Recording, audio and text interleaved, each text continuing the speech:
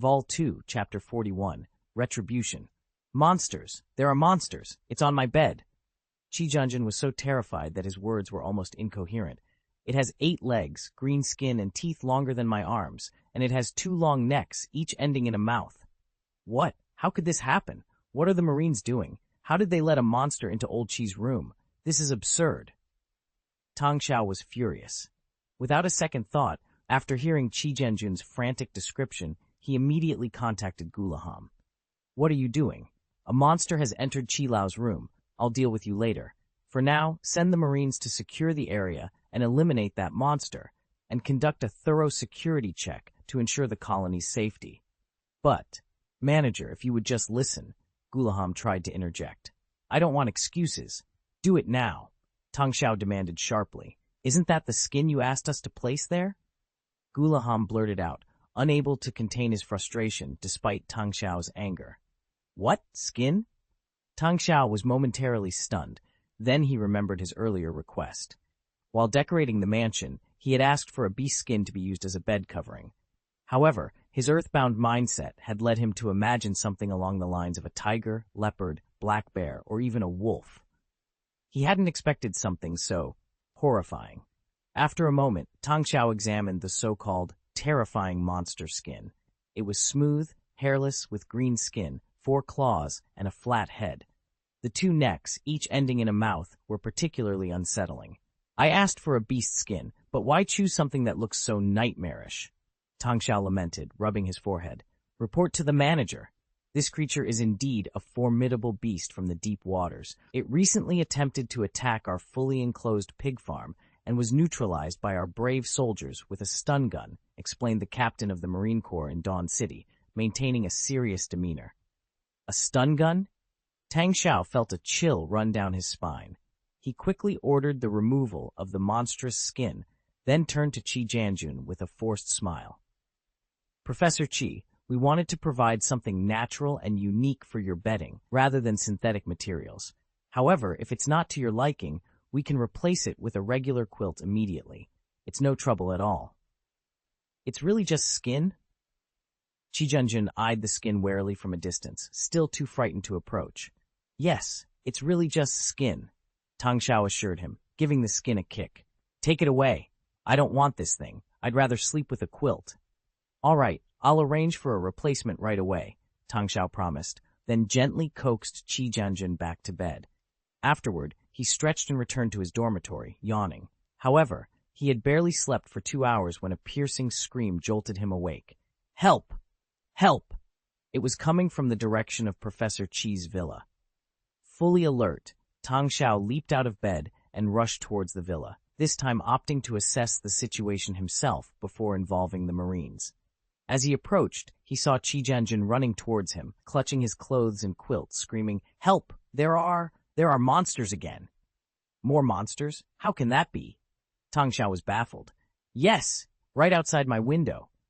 Chi Jianjun pointed frantically towards the villa, his voice tinged with hysteria. The window. Wait, could it be?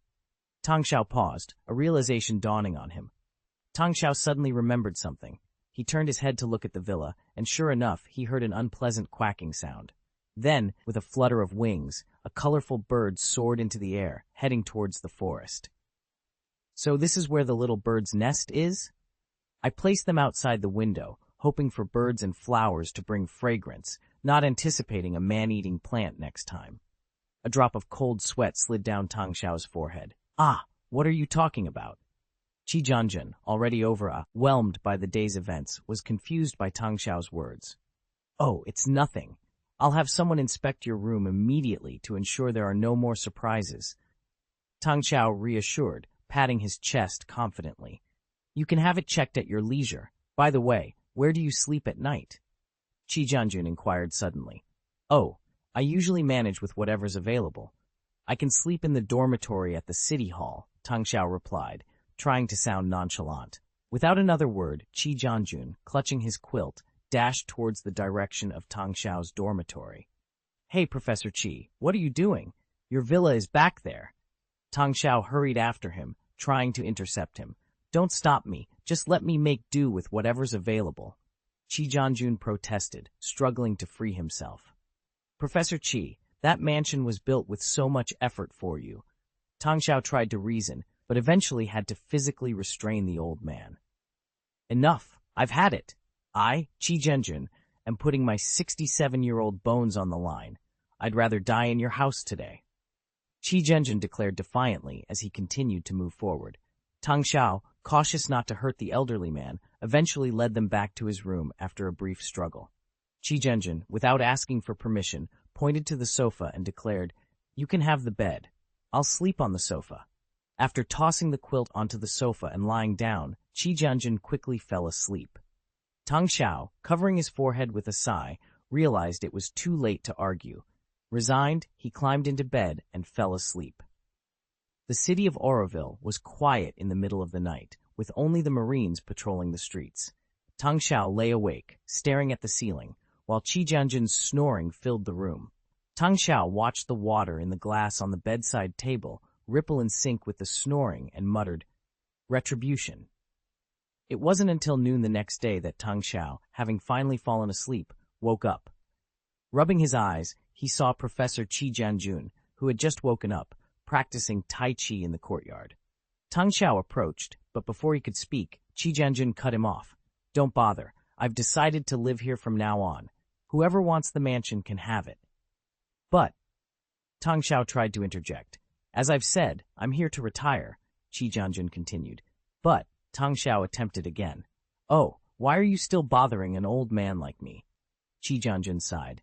"I know what you're going to say about natural disasters. Our civilization reached such heights before, only to be destroyed by continuous natural disasters. Void demons, rectification agreements, high-dimensional beings, none are easy to contend with. I've always said we shouldn't provoke such entities. Maintaining a simple farming civilization has its charms. Have you ever seen a farming civilization piloting spaceships? So I've chosen to retire," Qi Jianjun explained, his logic flowing effortlessly. Tang Xiao, silently covering his forehead, felt a mix of frustration and admiration for the old man's stubbornness. After a moment of thought, he beckoned a T-850 robot to bring a computer over. He placed it in front of Qi Jianjun and started a video of a tragic aerial battle that had occurred a week ago when 3 bounty hunters had attacked. Qi Jianjun continued his Tai Chi, but his attention was soon captured by the footage. His movements slowed and his expression darkened. Eventually, he stopped altogether, standing in front of the computer, his face a mask of concern and realization. The atmosphere was heavy, laden with an unspoken tension. After what felt like an eternity, he finally lifted his gaze to meet Tang Xiao's. "Are you our leader? Our manager?" he inquired, his voice barely above a whisper. "Yes, I am," Tang Xiao confirmed with a nod, his expression solemn. "Then lead. Go on, be a murderer. You certainly have the talent for it," Qi Jianjun spat out bitterly. Without waiting for a response, he turned on his heel, retreating back to his room. The door slammed shut behind him with a resounding thud, and the click of the lock echoed in the silence that followed. Vol 2, Chapter 42, Professor Devil. The individual they sought was momentarily out of reach. Tang Xiao, with a shake of his head, turned and made his way back to the mothership aboard the transport ship.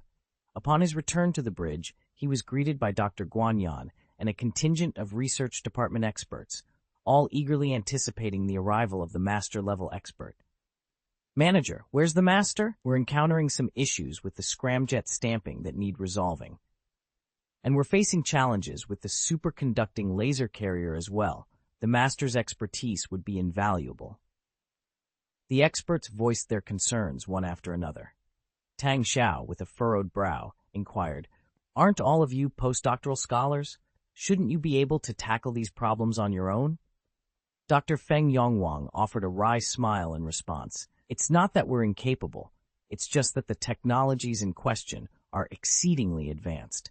Despite having access to all the necessary data, deciphering and overcoming these challenges is time-consuming, and time is a luxury we can't afford.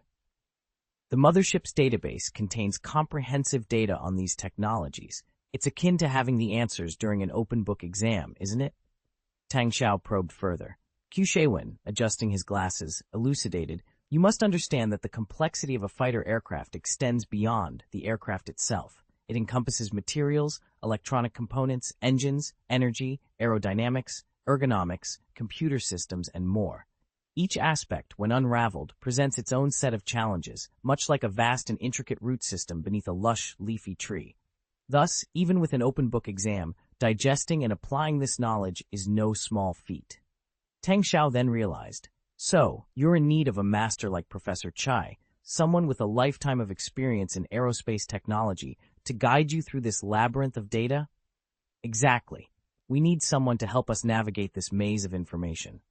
Some insights can't be gleaned from simply flipping through pages. They require years of experience and intuition, Guanyan explained. Intuition? Tang Xiao echoed. Yes, intuition.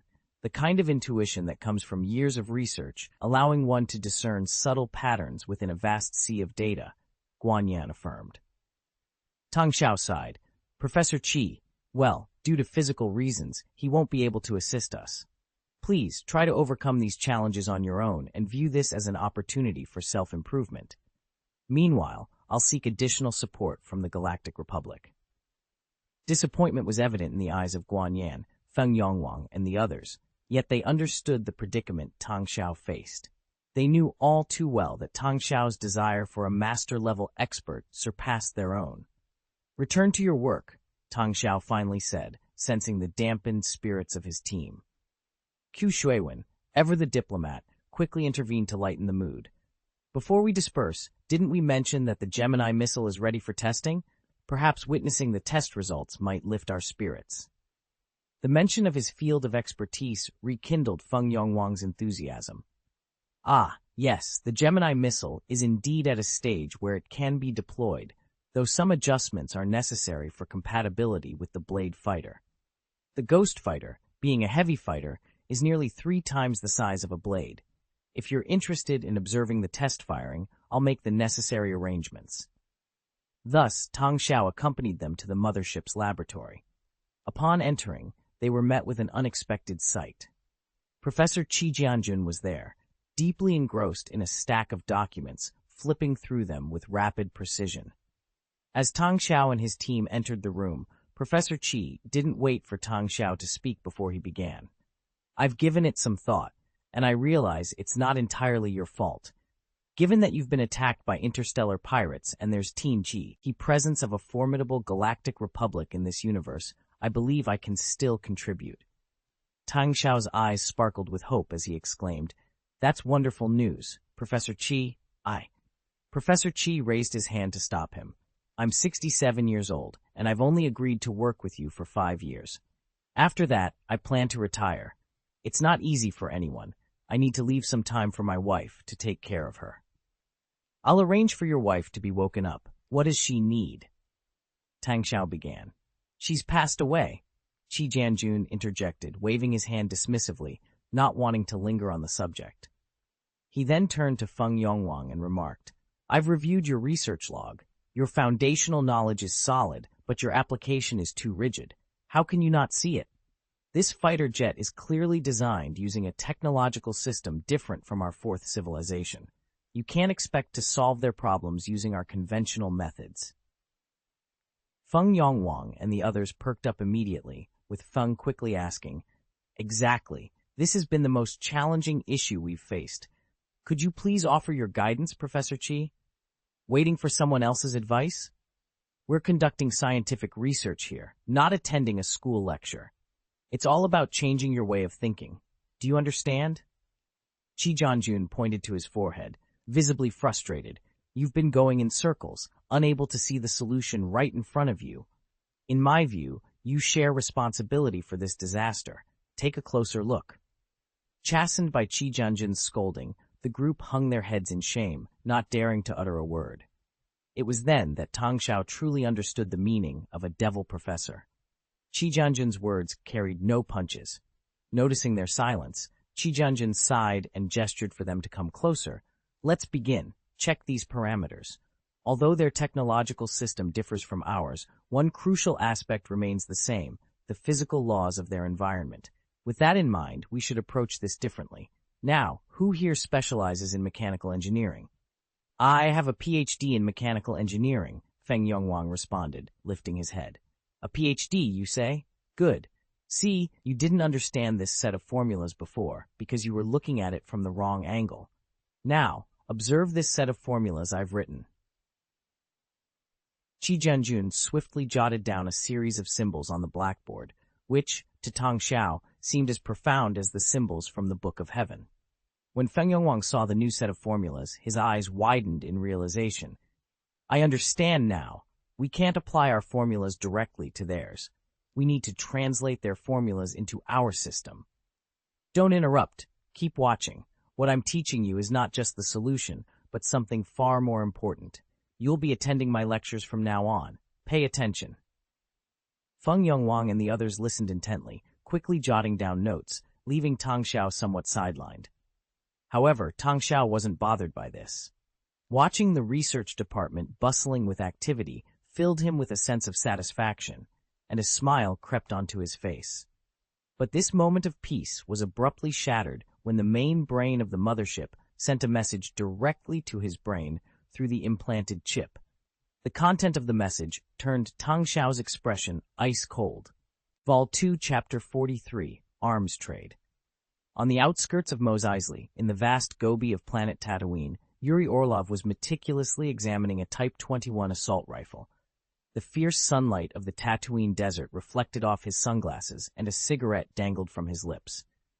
I've almost pieced it together, he mused.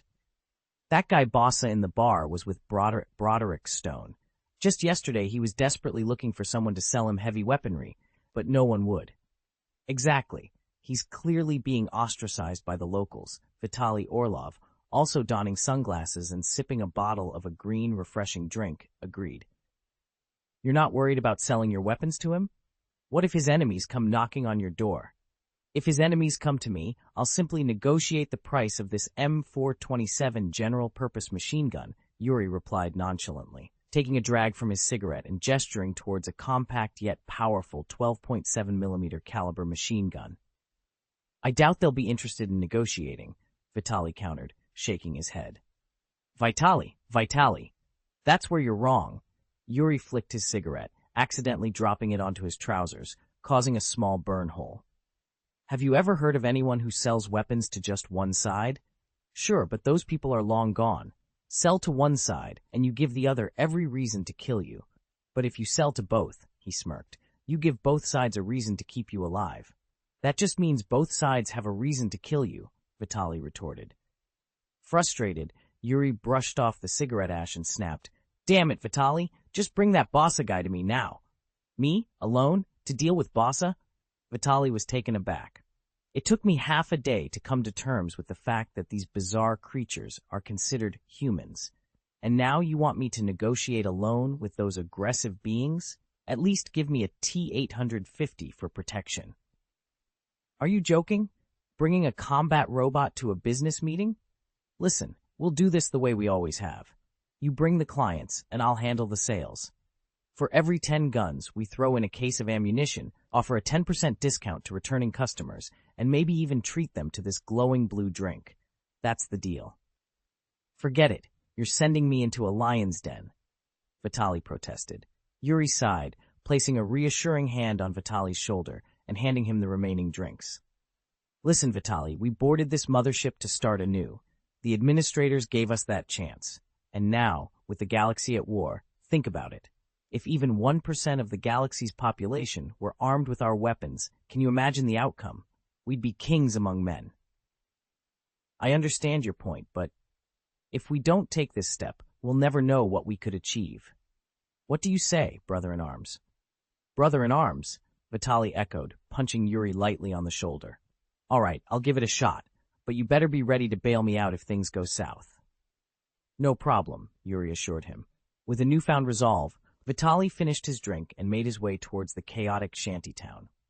The Bossa group was under a tattered tent, loudly cursing in their native language, drawing wary looks from everyone around them. Vitaly approached cautiously, trying to appear non-threatening, as he awkwardly announced in broken galactic standard, Guns! Big guns, I have them! Hand them over, you useless pink-skinned monkey.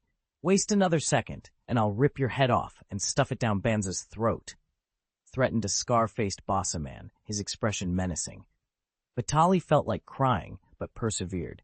"I have guns, but you won't find anyone else willing to sell to you." "What, are you here to make a fool of me?"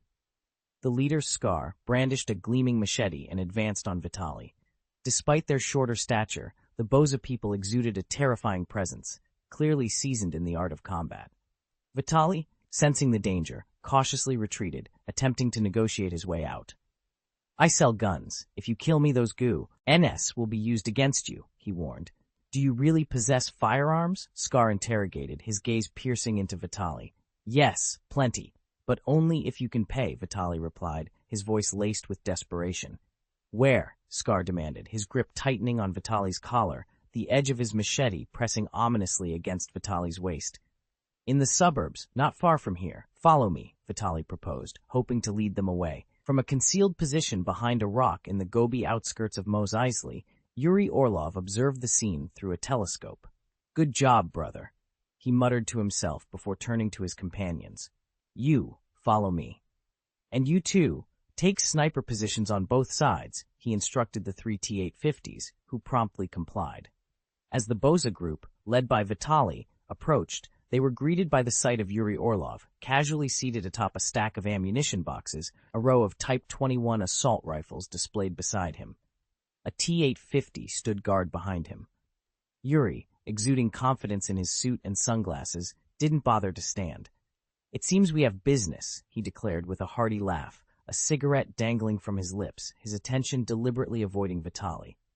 "Are these the firearms you mentioned?" Scar inquired, pushing Vitaly forward.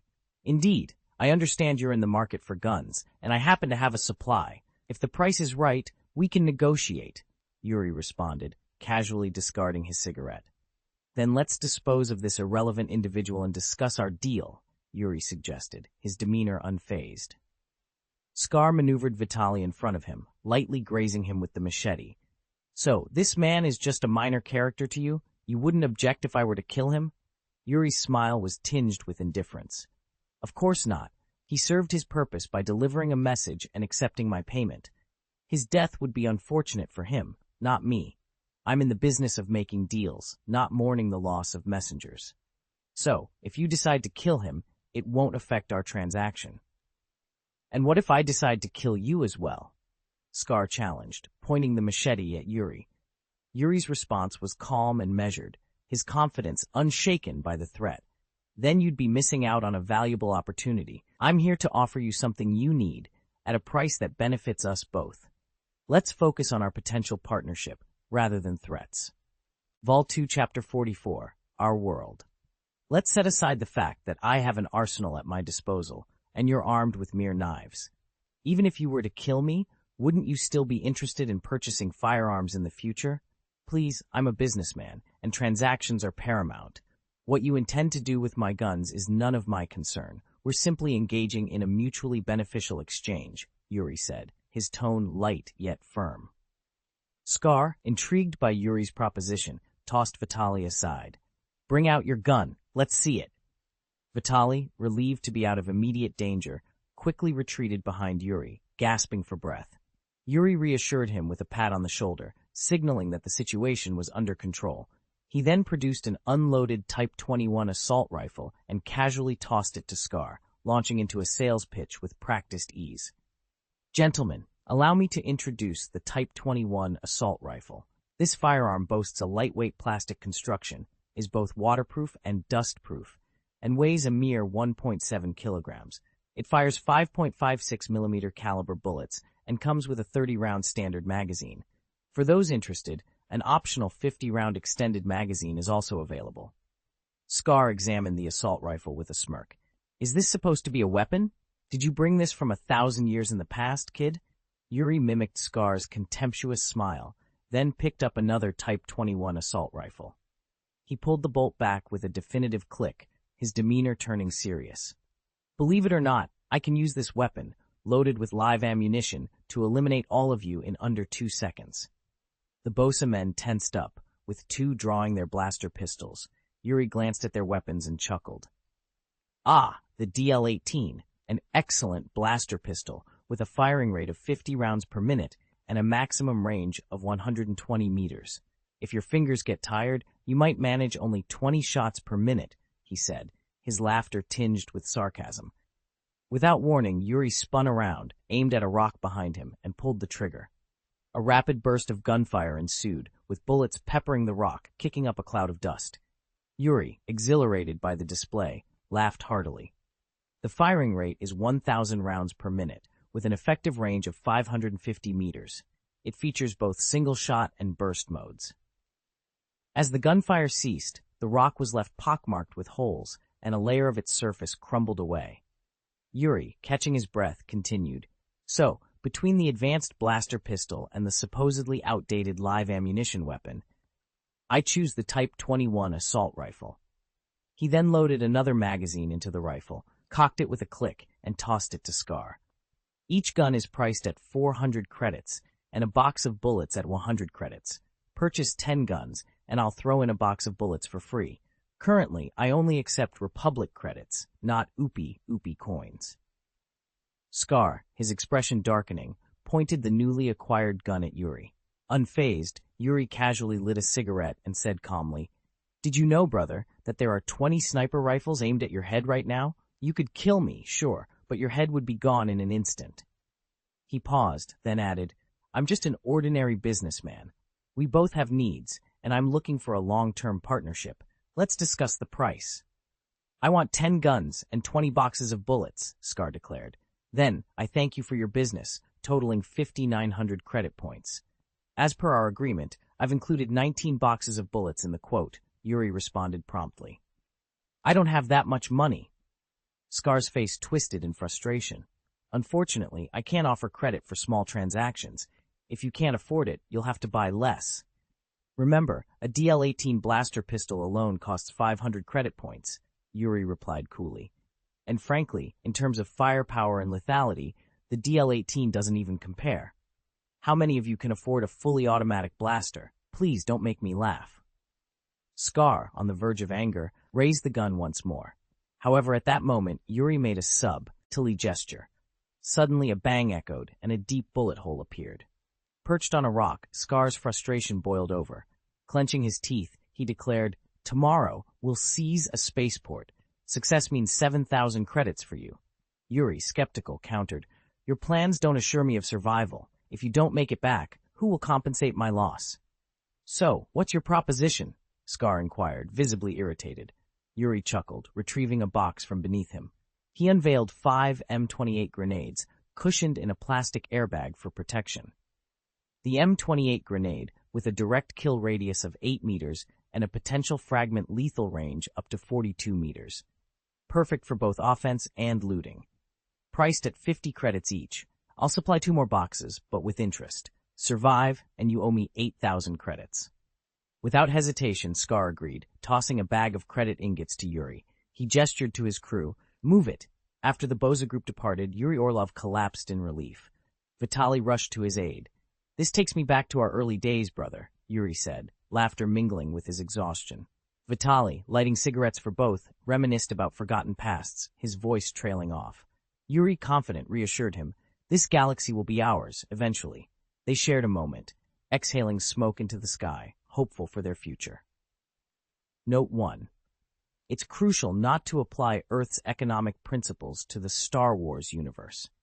For context, an Imperial-class Star Destroyer, stretching 2,000 meters, costs merely 150 million credits, while a quality spacecraft might set you back tens of thousands of credits. In comparison, a Ford-class aircraft carrier on Earth demands over $10 billion US. Thus, the purchasing power of Galaxy credits is vastly superior, ranging from 50 to 1,000 times that of the US dollar, sometimes even more. However, this varies as Star Wars showcases a technological disparity where agricultural products are pricier than industrial goods. Light industrial products are the most affordable, followed by heavy industrial items, and agricultural goods rank last in cost-effectiveness. So the sight of individuals in Star Wars fighting over a few hundred credits shouldn't come as a surprise, given the significant purchasing power those credits hold. Vol 2, Chapter 45, Opportunity.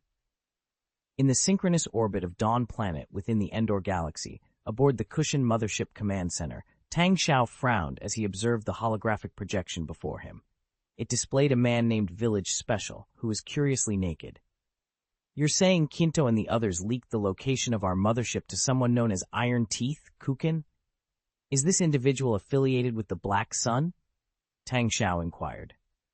"I've sent you the recording. That's the situation," Munter confirmed. Tang Xiao offered a half-smile, his gaze lingering on Munter. "It must have been quite the ordeal to extract this information, especially after betraying your own kind." Munter glanced at the suggestive shadows under the blanket behind him and chuckled awkwardly. "It's usually tough work, haha." "All right, I'm up to speed now. We're not exactly defenseless for an initial confrontation. The Blade Fighter's enhancements are nearly complete, and we have frigates ready for deployment. Given that this incident unfolded on Tatooine, it's safer for you to return," Tang Xiao advised. "Understood, boss. I'll handle it, don't worry."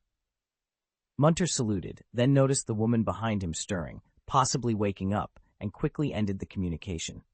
With Munter's holographic projection gone, Tang Xiao pondered, a Hammerhead-class cruiser. I'm familiar with the Hammerhead class from the movie Rogue One, where it was depicted as a corvette, but Munter mentioned it's a cruiser. He mulled it over. It must be an older model, likely a cruiser, produced during the conflict between the Galactic Republic and the Sith Empire. If that's the case, we might have a chance to turn things around. He then stood and summoned his chief of staff, Chi Jan, to inform him about the impending attack by a Hammerhead-class cruiser. A cruiser? Chi Jan's expression turned grave. Do we have more detailed information? Only that it's a model from 1,000 or 2,000 years ago. But we must remember, even back then, the Galactic Republic and the Sith Empire were engaged in an interstellar war.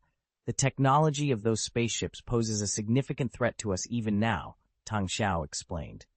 Due to Rusang's reforms, the Galactic Republic essentially disbanded its formidable fleet, meaning there hasn't been much advancement in ship technology within the Milky Way. So, you're suggesting this cruiser could significantly damage our mothership? Chi-Jan asked, concern evident in his tone. Exactly.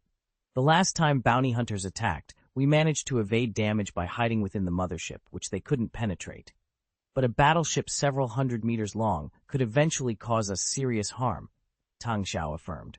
Do we need to press the scientific research department to expedite the Ghost Fighter's development? Chi-Jan inquired. Tang Xiao shook his head. No, let's not add to their pressure. Professor Chi is well aware of our situation and what's at stake. Chi-Jan sighed. I'll start drafting a strike plan immediately.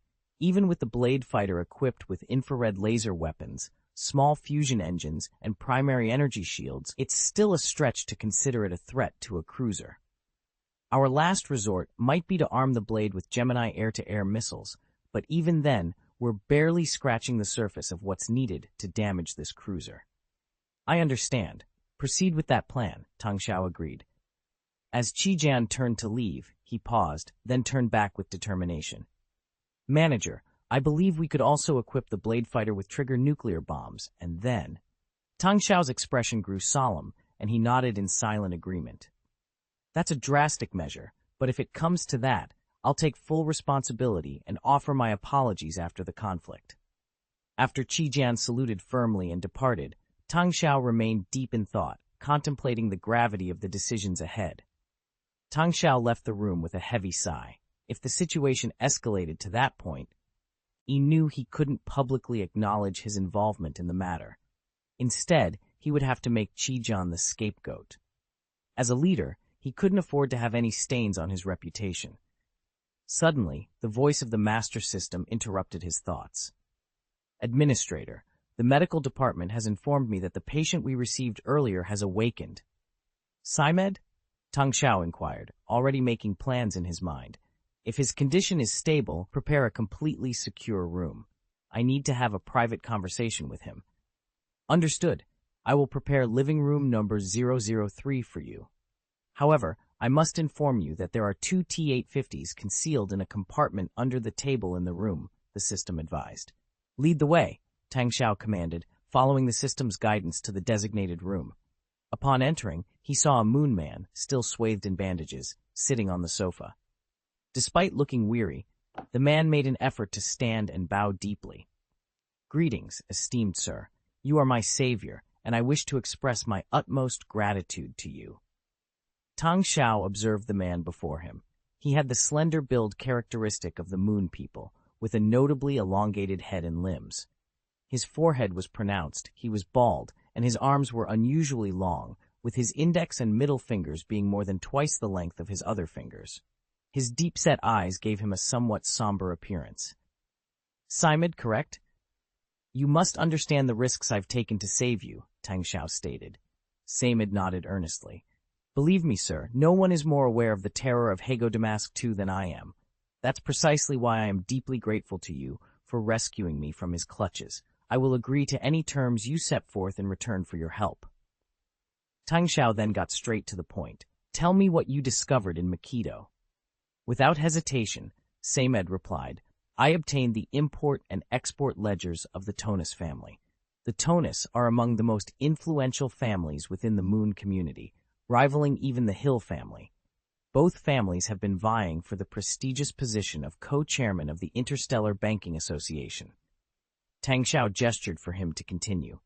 17 years ago, after the assassination of Lars Hill, the director of the Interstellar Banking Association, Ford Tonus, became the co-chairman. Hago has been backing Lars' son, San Hill, in an effort to prevent Ford Tonus from being re-elected as the next co-chairman, Seamed explained. Vol 2, Chapter 46, Chief Financial Advisor. Acquired. Tang Xiao's interest was piqued as he inquired, "So, you're saying you have incriminating evidence against Ford Tony in your possession?" "Indeed," Seamed confirmed.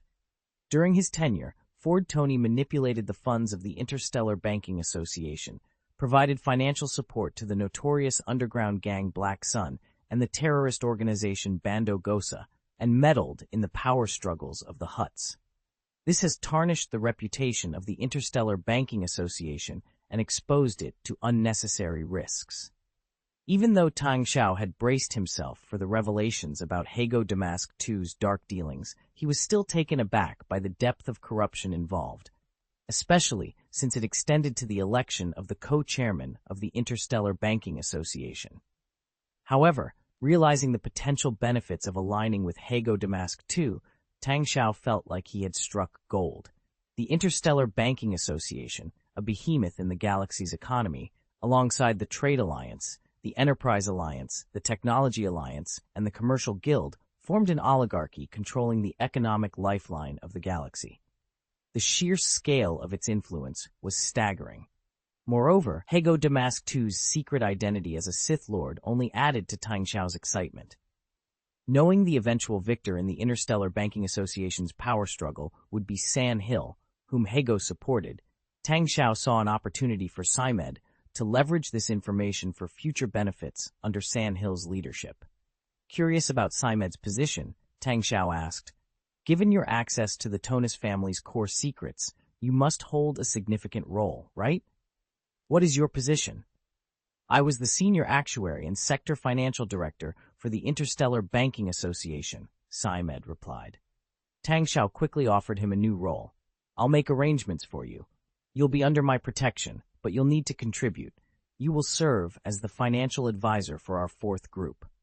"Understood, sir," Seamed accepted calmly, then inquired, "May I ask what the fourth group is?"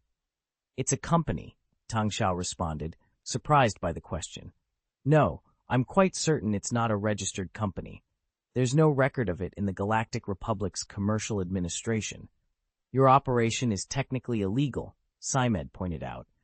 "I remember the details of all major companies in the galaxy, and it's impossible for a company with such a massive mothership to escape my notice."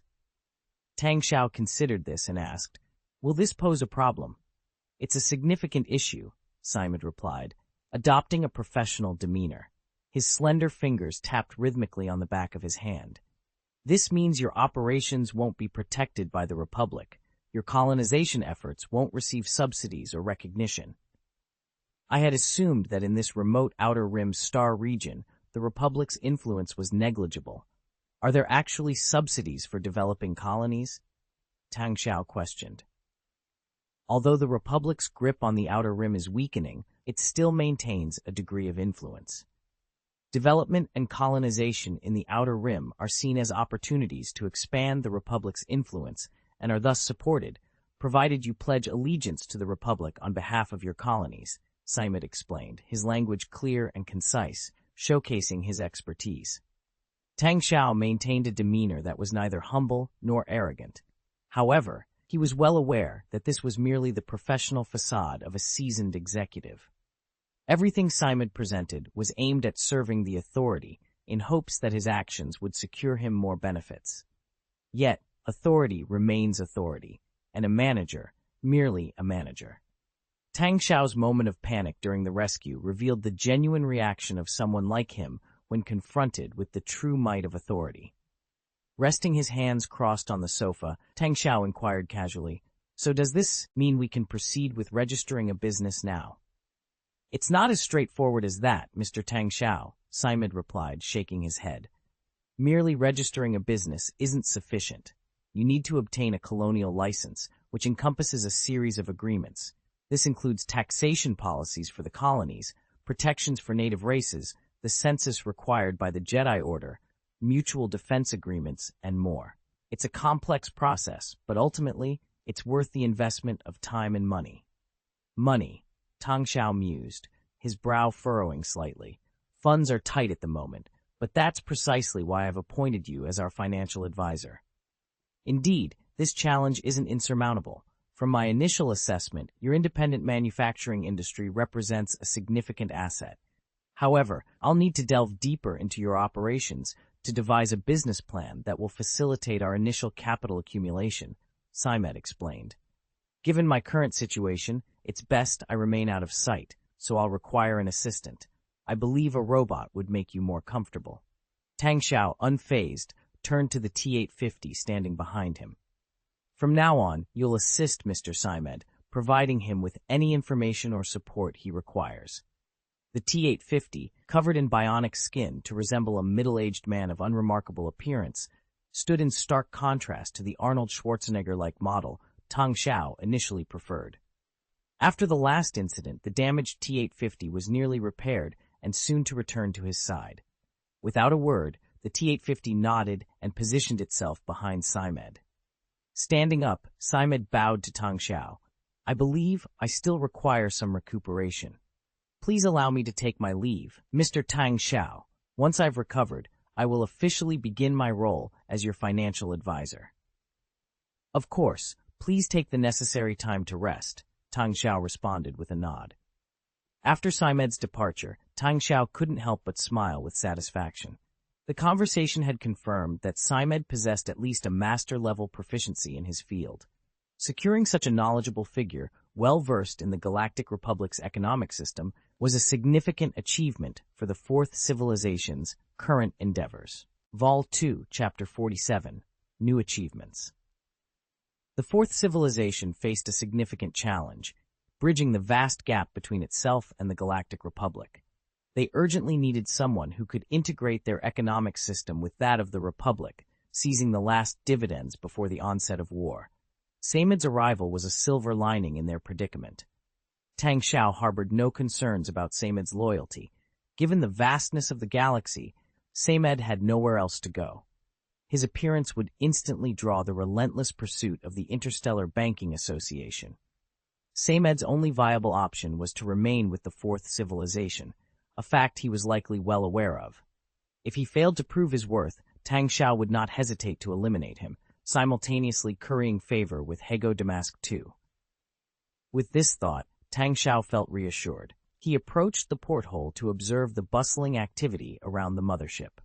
The area was alive with excitement, with numerous transport ships moving back and forth between the gas giant planet and the 5 expanded mining stations. The traffic of transport ships between the Dawn planet and the mothership had also increased. Following the expansion, their fleet had grown to include over 20 transport ships and 100 mining transport ships designed for space travel.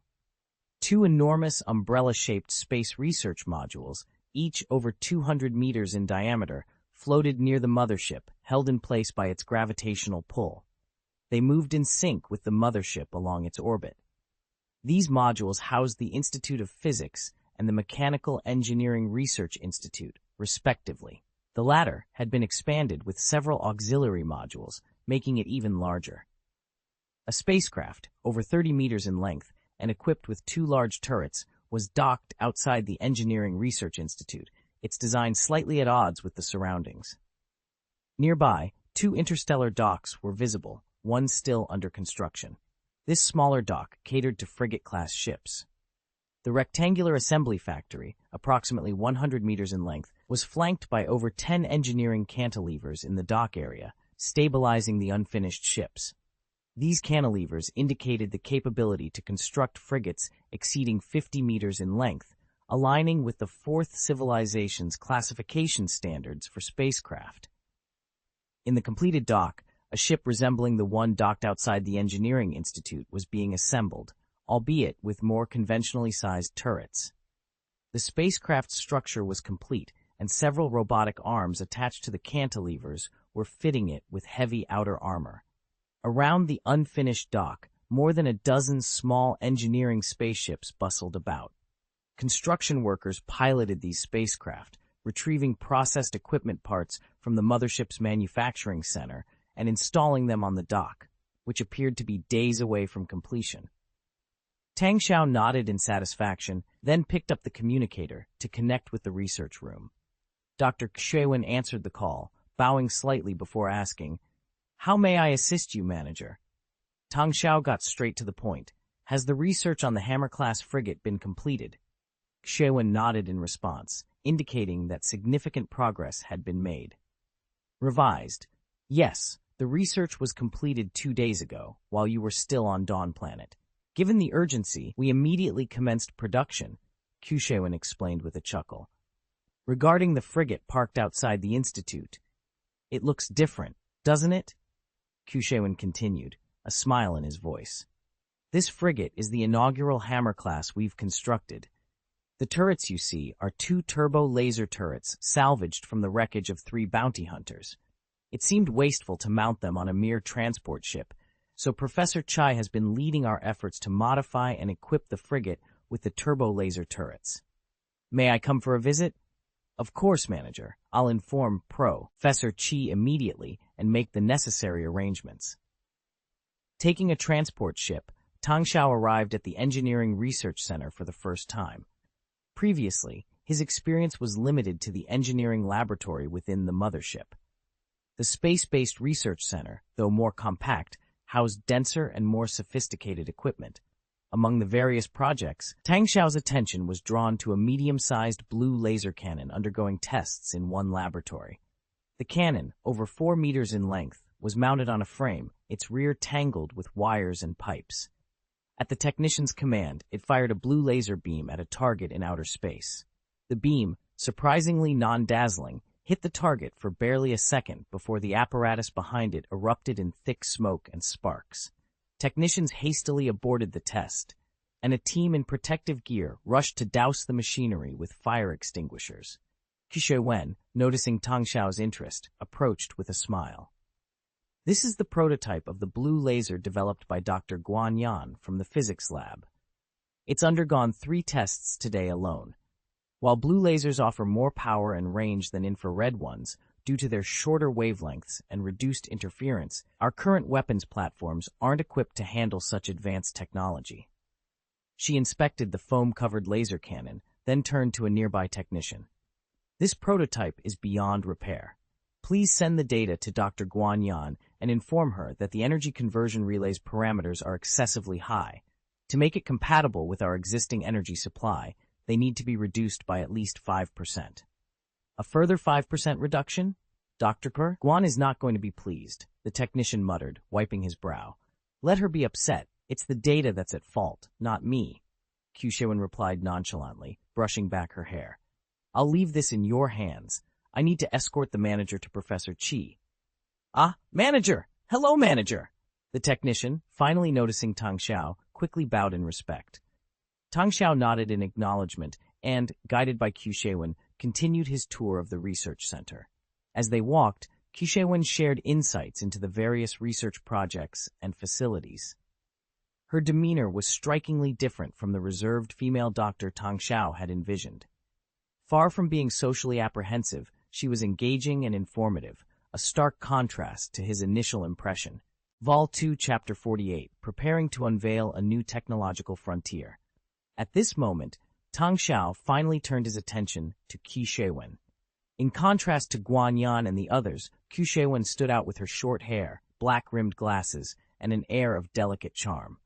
Dressed in a spacious white coat over a turtleneck sweater, a one-step skirt, and tight stockings, her attire could easily be misconstrued as both uniform and alluring. Yet, she was not just a pretty face. Qi Shewen was an elite materials expert, a prime example of someone who excels through talent rather than just looks. Aware of Tang Xiao's visit, Qi Shewen seemed to have made an extra effort in her appearance, a subtle scent of perfume wafting around her. This piqued Tang Xiao's interest in the beautiful scientist whom he had previously overlooked. Despite being 32, according to her file, she maintained herself well, her skin delicate and firm, exuding the youthful vigor of a recent college graduate alongside the allure of a mature woman. Initially, Tang Xiao's impression of Qi Shewen was limited. He knew her as Feng Yongwang's associate, involved in ghost fighter research. She was professional, more polished than the typical nerd, and certainly attractive, but that was the extent of his thoughts. Qi Shewen seemed to gravitate towards Tang Xiao, perhaps intentionally. However, Tang Xiao maintained a subtle distance. He was no saint, but he was still navigating the complexities of superior-subordinate relationships. Perhaps sensing Tang Xiao's reticence, Qi Shewen didn't press further. She cleared her throat and led him to the frigate's retrofit area, revealing her role in the project. "It's here, Professor Qi.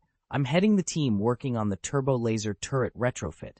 Since this isn't my area of expertise, I've been somewhat idle recently." Tang Xiao felt a bead of sweat form on his forehead as he realized the significance of Qi Wen's guidance. They arrived at the Hammer-class frigate, its outer shell opened to expose the intricate wiring and machinery beneath, sending a shiver down Tang Xiao's spine. Qi Jianjun, pointing to several components, explained, "This is the energy compression area. We need to add a compartment here, but the deflector release lines must pass through, requiring us to drill a hole and perform dual insulation treatments. This ensures the energy compression process is both complete and safe. For now, we're not considering reverse engineering the turbo laser cannon. Our priority is to quickly build up combat capability." Feng Yongwang and two other elite experts, acting like diligent students, took fervent notes and nodded in agreement. Upon noticing Tang Xiao, Qi Jianjun turned and nodded. "Manager, Dr. Q informed us of your visit. I have some updates for you." "I'm here to inspect our newest frigate," Tang Xiao replied with a smile. "Though the Hammer-class frigate isn't top of the line, it's a robust platform overall. Its energy capacity far surpasses that of a blade fighter. Had we had a few of these during the pirate attack, the outcome would have been much more favorable," Qi Jianjun stated candidly. "Let's focus on this frigate," Qi Jianjun suggested, activating a screen projection that displayed the Hammer-class frigate's schematics. This frigate measures 31.4 meters in length. Originally, it was equipped with two medium-sized, double-mounted electromagnetic gun turrets with a 40mm caliber. We've added heavy armor to enhance survivability. However, this meant the armor and ammunition bays occupied significant space, making the interior resemble canned luncheon meat. He then proceeded to detail the modifications and improvements being made to optimize the frigate's performance, illustrating the team's commitment to advancing their technological capabilities. The discussion began to shift towards improvements. During our research, we optimized the design without completely overhauling the original concept. We replaced the dual-mounted electromagnetic gun turret with a dual-mounted infrared laser turret. This allowed us to maintain the frigate's thick armor, while also freeing up a significant amount of space in the ammunition bay.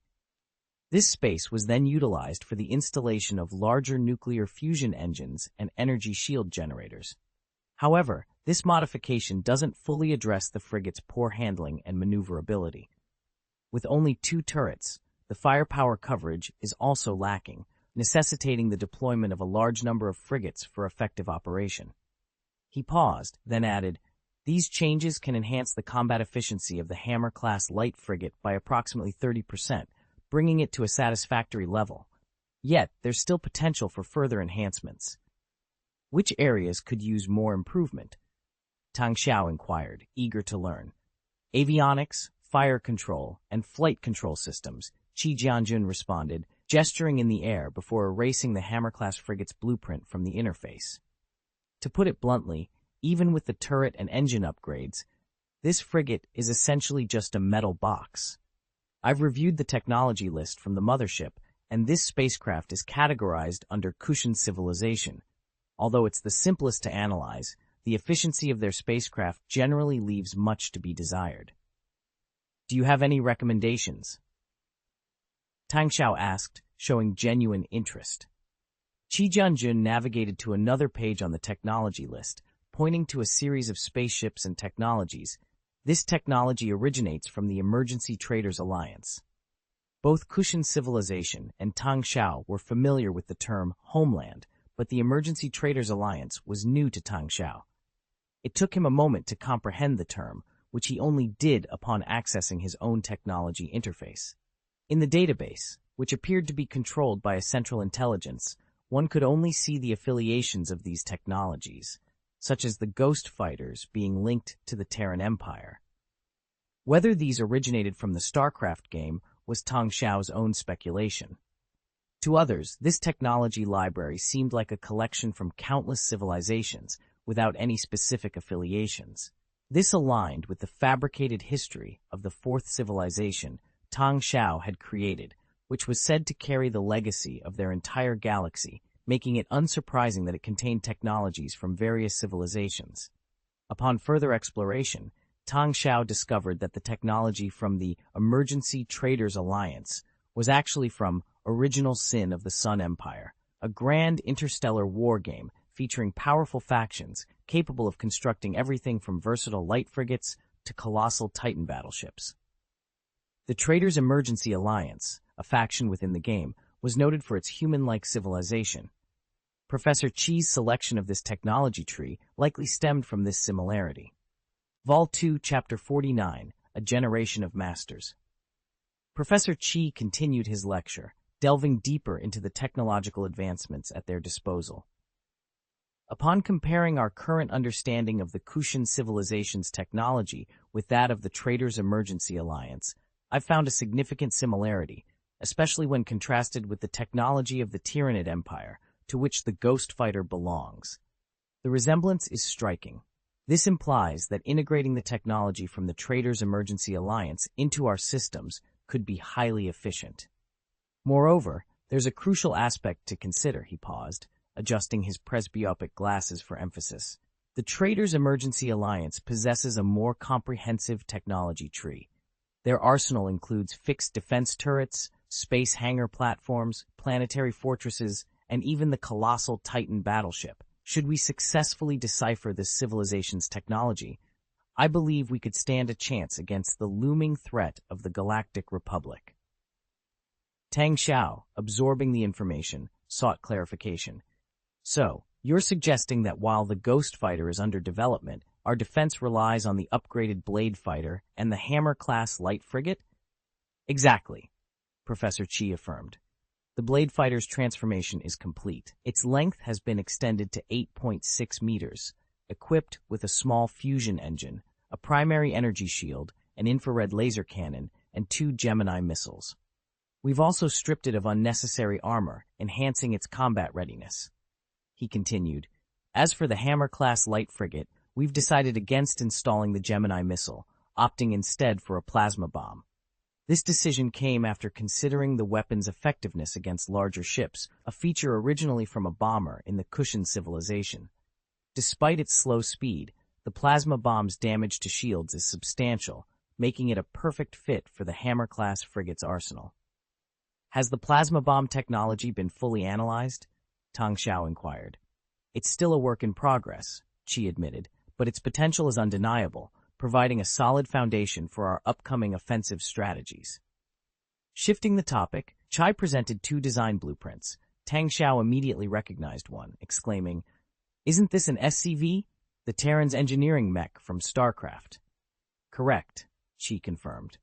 The T-280 space construction vehicle stands 12 feet tall and is capable of handling most construction and engineering tasks. Given its ability to operate in space, it far surpasses the current engineering exoskeletons in our colony. Additionally, since it's a product of the Terran Empire, our experience with the Tyranid Empire's technology during the Ghost Fighter project will accelerate the SCV's development. "And this?" Tang Xiao asked, pointing to the other blueprint. "That's the engineering ship used by the Traders Emergency Alliance. It's highly efficient at constructing space buildings and even has a heavy variant for larger projects. Their systematic approach to construction is something we can greatly benefit from," Chi explained. Tang Xiao nodded, understanding the broader implications. With the immediate threat to their safety temporarily mitigated, it was time to focus on the colony's development and livelihood. The research, development, and production of SCVs and engineering spaceships promised to significantly enhance their construction capabilities, paving the way for a brighter future. The primary obstacle hindering the growth of the colony was the challenge of constructing buildings, which kept the population stagnant at approximately 6,000 to 7,000 inhabitants. Among the myriad issues facing the colony's development, infrastructure emerged as the most critical, overshadowing even population concerns. With 5 billion embryos stored in the frozen embryo bank, ready to be developed within a decade, and the availability of reliable intelligent robots from the technology bank, the population issue could be easily addressed. However, infrastructure development had no shortcuts. It required meticulous, step-by-step effort. Professor Chi Jianjun, with his keen insight, recognized this immediately and set in motion the project for SCV and engineering spaceships. Additionally, he noted, within the Kushan Civilization's technology library, there exists a stealth fighter. Although its stealth capabilities are somewhat limited, this presents us with an opportunity to expedite the development of the Ghost Fighter, equipping it with stealth capabilities sooner. He concluded, alongside the exploration of blue outside laser weapons, these initiatives represent the current focus of our scientific research department. With the manpower and equipment at our disposal, we can allocate more resources to the development of the colony. With that, he offered a simple salute and returned to his work alongside Dr. Feng Yongwang and others. Witnessing Professor Chi's transformation was an emotional moment for Tang Xiao. Gone was the image of the frantic man, shirtless and clutching his clothes as he ran for help. Now, he embodied the seasoned expertise and masterful demeanor of a professor. His ability to strategically plan the scientific research path, maximize the use of existing resources, and identify the most pressing research directions ensured that the resources of the Fourth Civilization were utilized efficiently. Professor Chi's approach was not merely about resource allocation, it was about visionary leadership. Indeed, Professor Chi was a national treasure, a mastermind whose involvement promised the swift resurgence of the Fourth Civilization. Tang Xiao lamented the fact that such a talent was committed to the cause for only 5 years. What a great nation it is to have such a master among its ranks, he thought. Meanwhile, on the other side of the galaxy, at the edge of Hutt space on the planet Tatooine, a conflict was brewing. An explosion rocked the entrance of the Mos Eisley spaceport, a significant structure over 20 meters tall with 6 docking bays capable of accommodating medium-sized spaceships up to 100 meters in length. It was Tatooine's largest spaceport, harboring a secret elevator in its core used for transporting illicit goods, including stimulants and hallucinogens. However, on this day, the spaceport came under attack. As the smoke from the explosion lingered, a band of fierce Boza people stormed in. The Nikto mercenaries, tasked with guarding the spaceport, mounted a defense. Taking cover behind barricades, they returned fire with blaster guns and manned the rapid-fire machine guns positioned on elevated platforms, ready to repel the invaders. Vol 2, Chapter 50, Shadows and Schemes. In the shadowy depths of the night, the incoming Bosa raiders were a formidable force, each one armed with a Type 21 assault rifle. Their training was evident in the way they utilized the powerful semi-automatic rifles, laying down a barrage of fire that quickly overwhelmed the Nikto guards at the spaceport. The leader of the Bosa, a menacing figure with a prominent scar across his face, stormed into the spaceport with authority. He raised his rifle and unleashed a burst of gunfire, cutting down a guard who had just manned a heavy machine gun. Following this, he expertly lobbed 2 grenades into buildings where guards were taking cover. The explosions were precise, leaving the spaceport's defenders either dead or too suppressed to retaliate, ultimately falling to the Bosa raiders who advanced from both flanks. With the resistance effectively neutralized, the scarred leader, known as Scar, commanded his men to plunder the spaceport. "Move it! Take everything of value! Quick!" he bellowed. His followers wasted no time, breaking into the warehouse and beginning to haul away the goods. The raid was costly, however, with 2 raiders killed in the exchange. Their bodies were unceremoniously loaded into a suspension truck by their comrades for removal. A gravely wounded Nikto mercenary, clutching a gaping wound in his abdomen, mustered the strength to speak. "You won't get away with this. This is Lord Jabba's spaceport." Scar, with a twisted grin, approached the dying mercenary. "Of course I know." He then discovered the hidden elevator entrance, pressed the button, and as the doors opened, he turned back to the mercenary. "You're right. We're here for Jabba," he said, revealing his true motive. Scar then pulled the pin from a grenade and cruelly inserted it into the mercenary's wound. "No one dares to cross the Hutts in their own territory, except the Hutts themselves." With those final words, the mercenary succumbed, and the grenade detonated moments later. Scar and his accomplices descended into the depths via the elevator, even as the sound of alarms and the approaching footsteps of guards echoed through the underground passage. Scar quickly sealed the 3 explosion-proof doors behind them and urged his men to hurry. "There are treasures to be found here."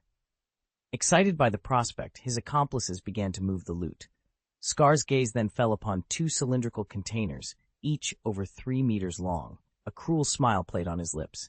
"Take these as well. They'll help settle our debts." Meanwhile, in a hotel in Mos Eisley City, Munter was indulging in a night of excess with 2 Twi'lek women, Tia and Suya. The room was a chaotic mix of seductive attire, scattered food, and empty wine bottles, filled with the intoxicating blend of alcohol, perfume, and other less identifiable scents. Tia, whom Munter had charmed earlier, had brought her sister Suya along, and the trio had been drinking into the early hours. The night was filled with more than just drinking, but those details were best left unsaid. As the night wore on, Tia clung to Munter, her jealousy evident as Suya vied for his attention. Seizing the moment, Munter, slightly inebriated, turned to Suya with a question. "Hey, Suya, weren't you with a navigator before?" Suya scoffed, dismissing the memory with disdain. "Don't remind me of that fool." She recounted how the initial months were promising until her partner got involved in a risky venture with Kyokin that went south. "It's been tough since then. Boring, really." Munter inquired about their ship, a Hammerhead-class cruiser, but Suya dismissed it as outdated and impractical. "It's an ancient relic. No matter how much you refurbish it, it's still junk. Can't catch up to anything, and you're always dodging the Republic's judicial fleet." Taking a swig from her bottle, Suya lamented the lack of excitement and opportunity compared to Munter's lucrative ventures. "You, my dear, can make 100,000 credit points in a single trip. That's the price of a space shay, IP." Munter pulled Suya closer, embracing the moment and the promise of more adventures to come. Cradled in his arms, he whispered into her ear, "Do you know the secret behind my wealth?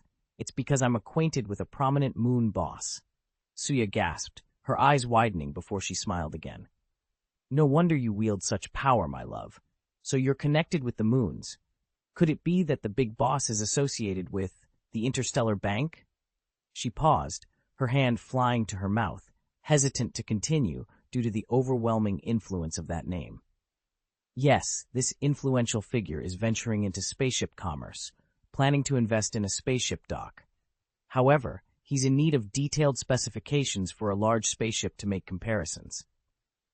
Imagine the dilemma of finding such a spaceship on short notice. He's offered me a handsome sum of 50,000 credit points for this information."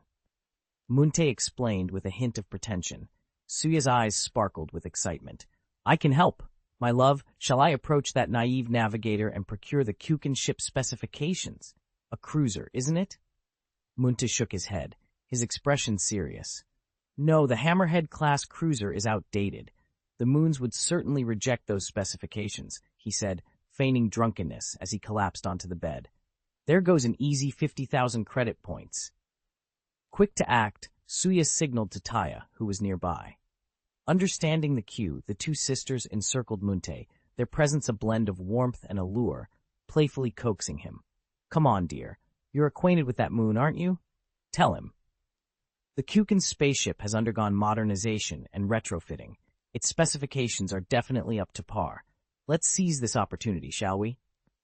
Munte, moved by their affection, caressed them gently. But that spaceship isn't yours to offer, rendering this discussion moot. Who says so? I've kept that fool at bay for 2 months, a mere gesture from me, and he'd be groveling at my feet. Besides, the ship serves as Koken's casino and bar, frequented by many. Gaining entry is a trivial matter for me, Suya confidently volunteered. Munte's smile broadened, his voice low and enticing. Then would you take me aboard? I, too, wish to explore that cruiser. Of course, my love, Suya replied, as she and Taya planted fervent kisses on Munte's cheeks, enveloping the room in a seductive and enigmatic aura. Note 1. Hutt space, a tumultuous star region in the outer rim of the Milky Way, comprises thousands of galaxies and primarily falls under the dominion of the Hutt species. Despite the ancient Hutt Empire's defeat by the Galactic Republic, its secluded location has allowed it to maintain a high degree of autonomy, including possession of a formidable fleet. In this part of the galaxy, the Hutts reign supreme. Vol 2, Chapter 51, Taking Action, Part 1.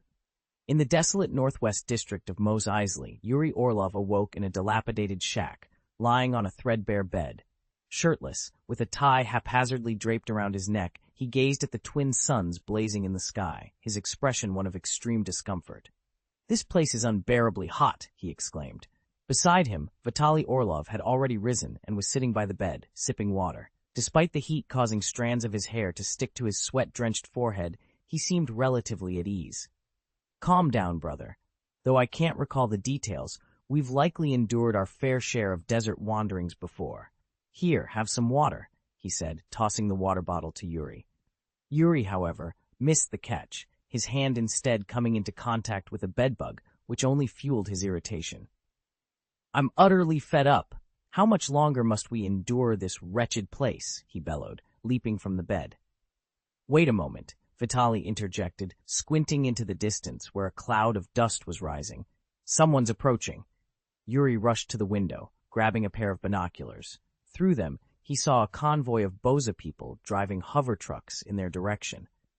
Finally, he muttered, adjusting his tie. They seem to be faring well. Perhaps they'll be able to settle their debt. Wait. His relief was short-lived as he noticed a larger cloud of dust trailing behind them. Zooming in, his heart sank at the sight of more than a dozen flying shuttles in hot pursuit. Damn it, they're in trouble. Vitaly, we need to move, now. Everyone, grab the gear, he shouted, scrambling to recall the 3 T-850s standing guard. They hastily loaded weapons and ammunition into their vehicle, with the T-850s demonstrating their remarkable strength by swiftly moving the heavy equipment. In the chaos, Yuri couldn't find his clothes among the scattered rags before the sound of engines grew louder, signaling the arrival of the Boza convoy. The leader, known as Scar, called out to Yuri without dismounting his vehicle. Your weapons proved invaluable, merchant. You may call me Scar from now on. Here's your payment. Until next time. With that, his men unloaded 2 large crates from the truck and sped off, leaving Yuri enveloped in a cloud of dust. Before Yuri could utter a curse, energy blasts began to rain down around them. The pursuing soldiers had mistaken Yuri and his group for allies of the Boza and launched an attack. Damn it! We need to stop them. Load the crates and let's get out of here. Yuri panicked, diving behind the crates for cover. Vitaly, with urgency in his voice, shouted from the driver's seat, Forget the crates. We need to leave now. Absolutely not. Those crates are our reward, Yuri retorted, firing blindly at their pursuers with an assault rifle. The T-850s sprang into action, with two of them securing the crates, while the third unleashed a barrage of gunfire. The machine gun roared, its bullets raining down like a monsoon upon the attackers. The T-850's precise shots took down the lead shuttle motorcycles, forcing the others to scatter. Despite taking hits that scorched its bionic skin and dislodged a piece of its endoskeleton armor, the T-850 remained undeterred, standing firm against the onslaught. With the crates finally secured, Vitali floored the accelerator, and the suspension vehicle lurched forward, racing away from the chaos. The truck sped away, leaving a trail of dust in its wake. At its rear, 3 T-850s stood firm, unleashing a barrage of bullets from their M427 general-purpose machine guns. It's worth noting that in the desolate expanses of Tatooine, where military-grade energy shields are a rarity, the effectiveness of conventional ammunition weapons often surpasses that of the more commonly seen single-shot blasters. The sheer firepower of these machine guns, capable of discharging 1,000 rounds per minute, starkly contrasted with the DL-18 blaster pistols wielded by the pursuing soldiers. The latter, despite their potency, required manual reloading after each shot, rendering them practically obsolete in the face of the machine gun's relentless assault. The dense hail of bullets scattered the shuttle motorcycles that were in pursuit, indicating they would not be catching up anytime soon. Scar, who had not ventured far, couldn't help but burst into laughter at the sight. He yelled back, "Hey, businessman! Next time, I'm claiming your big gun for myself! Save it for me! Ha!"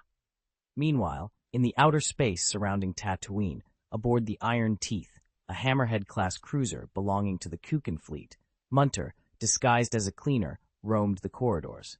Sisters Suya and Taya had successfully seduced the cruiser's navigator, who, now completely enamored, complied with their every request. Consequently, all crucial data regarding the cruiser's operational parameters were now stored on a device in Munter's possession. Yet, Munter's ambitions extended beyond mere data acquisition. He wandered through the dilapidated cruiser, eyeing potential opportunities for further sabotage. Upon passing a cafeteria repurposed as a bar, Munter noticed Suya, clinging to the navigator and acting flirtatiously. Suya, spotting Munter, subtly winked at him, her smile brimming with mischief.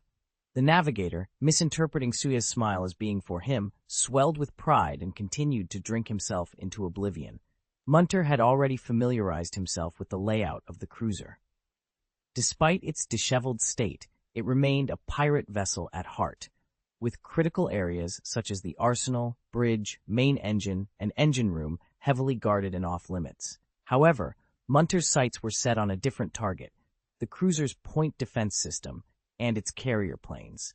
He understood that in the upcoming assault on the Fourth Civilization's mothership, the modified blade fighters would pose the greatest threat. Thus, the real danger to these fighters wouldn't come from the cruiser's main cannons, but from its point defense turrets and carrier-based fighters. The cruiser was equipped with 8 point defense turrets scattered across its structure. Munter casually strolled by 6 of these turrets, discreetly severing their connections without leaving any trace. He avoided cutting the main lines for 2 reasons. Firstly, because they were hidden and difficult to access, and secondly, because any tampering would likely be detected during the weapon system's routine self-checks. Attachment 1 of the Easter Egg Chapter, Hammerhead-class cruiser. Vol 2, Chapter 52, A Covert Operation. Munter stealthily navigated through the corridors of the cruiser, noting the lax security among the pirates. He made his way to the point defense turrets, which were crudely added at a later time. One turret was so poorly placed that its entrance was adjacent to the toilet, a detail that seemed to escape the notice of the crew. Munter, ever cautious, chose to sabotage the turret by severing the wire at the base of the coil. This minor adjustment meant that while the turret could still aim and fire, it would jam when attempting to rotate, rendering it useless. The beauty of this sabotage was its subtlety. It wouldn't trigger the ship's security alarms. Munter's confidence in his actions stemmed from a lifetime of dealing with various spacecraft before he found himself on the mothership. Despite the differences among ships, he found their designs shared common vulnerabilities. After sabotaging the turret, Munter proceeded to the hangar. There, he casually engaged the unsuspecting logistics personnel in conversation, and when their attention was diverted, he discreetly poured a generous amount of Tatooine sand into the oil cans, a simple yet effective means of sabotage. Satisfied with his work, Munte allowed himself a slight smile as he prepared to exit. However, his plan to discreetly leave after a brief interaction with Sister Suya at the bar was abruptly interrupted. Several individuals suddenly approached from behind, shoving him aside. Munte's heart raced with the fear of being discovered. "Move it, you're in the way! Cleaner!" a raspy voice commanded from behind him. The bar fell silent, the music and chatter stopping abruptly. Munte quickly feigned fear, scrambling to the side while keeping his face hidden under the cleaner's hat. He stole a glance at the newcomers and saw a disheveled old man whose appearance was marred by what seemed like acid burns, beatings, and botched skin grafts. The old man's breath was foul, and his missing teeth were replaced with metal dentures. Munte realized with a jolt that this man must be Iron Teeth Kukin. Kukin announced loudly, his voice grating, "It seems you're all too comfortable here. I've got a big job lined up, and yet here you are, wasting time on drinks and dalliances. Listen up, you have 10 minutes to prepare the spaceship. We set off this afternoon for a major score." Munte's heart sank as he noticed Quinto and Ferrasi, beaten and bound, being dragged in by Kukin. He inwardly cursed their incompetence. Quinto, battered and bruised, tried to reason with Kukin. "Boss, this isn't wise. There's a massive spaceship nearby. Give me a few days to contact my brothers on it. We could coordinate an inside-out operation." Kukin cut him off. "Enough with your schemes. Seal the vents. I'm in charge of this operation, and with a cruiser at my disposal, taking down a civilian ship will be child's play." His gaze then swept across the bar, eventually settling on the navigator and Sister Suya. Approaching the navigator, who was visibly trembling, Kukin's attention quickly shifted to Suya. With a wicked laugh, he suddenly seized the tentacles on Suya's head with a mechanical prosthetic hand, causing her to scream in surprise and pain. Kukin's actions revealed his ruthless nature and his disregard for the well-being of his crew. Munte realized the gravity of the situation. He needed to act fast if he was to thwart Kukin's plans and protect those on board the civilian ship. Suya, a frightened girl from Twi'lek, trembled under Kukin's menacing gaze. "Knowing you're out of money, why did I bother coming to see you again today? Huh?" Kukin sneered, his laughter echoing unpleasantly in the dimly lit room. He roughly grabbed Suya's tentacles, pulling her closer, his voice laced with suspicion. "Why is it so coincidental? Someone tipped me off about a lucrative opportunity in the Endor galaxy, and then you show up at my doorstep. Can you explain that?" I don't know," Suya stammered, her voice barely above a whisper. She was terrified, grasping at straws in an attempt to escape his wrath. "There's a moon from the Interstellar Banking Association is involved. They want to do business. Oh, please." She hoped mentioning the moon and the Interstellar Banking Association might intimidate Kukin. Kukin's expression darkened at the mention of the moon. "Interstellar Banking Association? Moon people?" he repeated, his interest piqued. "Yes, they asked us to gather data on the spaceship. They're planning a business deal." Suya blurted out everything she knew, hoping it would save her. Kukin's laughter grew more sinister.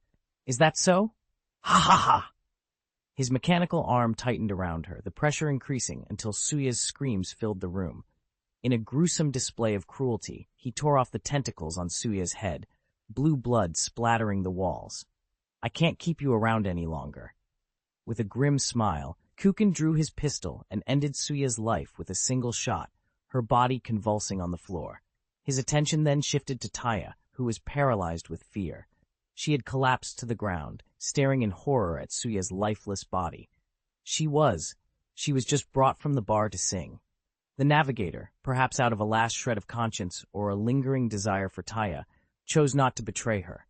"Singing?" Kukin eyed Taya, his laugh hoarse and chilling. "Then sing, get on stage and entertain us. Sing your heart out. Ha!" Pushed by the navigator, Taya stumbled onto the stage, her voice shaky and tearful as she began to sing. Her performance was far from her best, marred by fear and sorrow, yet Kukin seemed to revel in it, his excitement mounting. He then turned to address his crew with a loud proclamation. Brothers, the Ender Galaxy holds a fortune for us. A colossal civilian spacecraft, over 40,000 meters in length, is there for the taking, and the best part, it's unarmed. The pirates erupted into wild laughter, their joy sinister and unbridled, like a horde of demons celebrating their next conquest. Attachment 1 of the Easter egg chapter, the bridge of the Hammerhead-class cruiser. P.S. It seems there's an issue with the system handling submissions. The SCV pictures sent by our readers are always delayed and misplaced. There's definitely something amiss here. Vol 2, Chapter 53, Settling Debts. Prepare yourselves. We set off this afternoon. Once we take that ship, the galaxy will be ours. Imagine it, a 40,000-meter-long pirate ship. Ha! The pirate leader's voice boomed, his excitement palpable. We'll capture that giant ship and make them our slaves. To hell with the moons. Fear is not in our vocabulary. A horde of fierce, disheveled pirates erupted into action behind him. They forcefully gathered all the outsiders, including the peculiar villager, cramming them into the cramped cargo hold like sardines in a can. Inside the bar, the pirates cleared the tables of wine bottles and cards with sweeping motions, replacing them with boxes of guns and ammunition from their arsenal. The atmosphere turned electric with frenzied anticipation.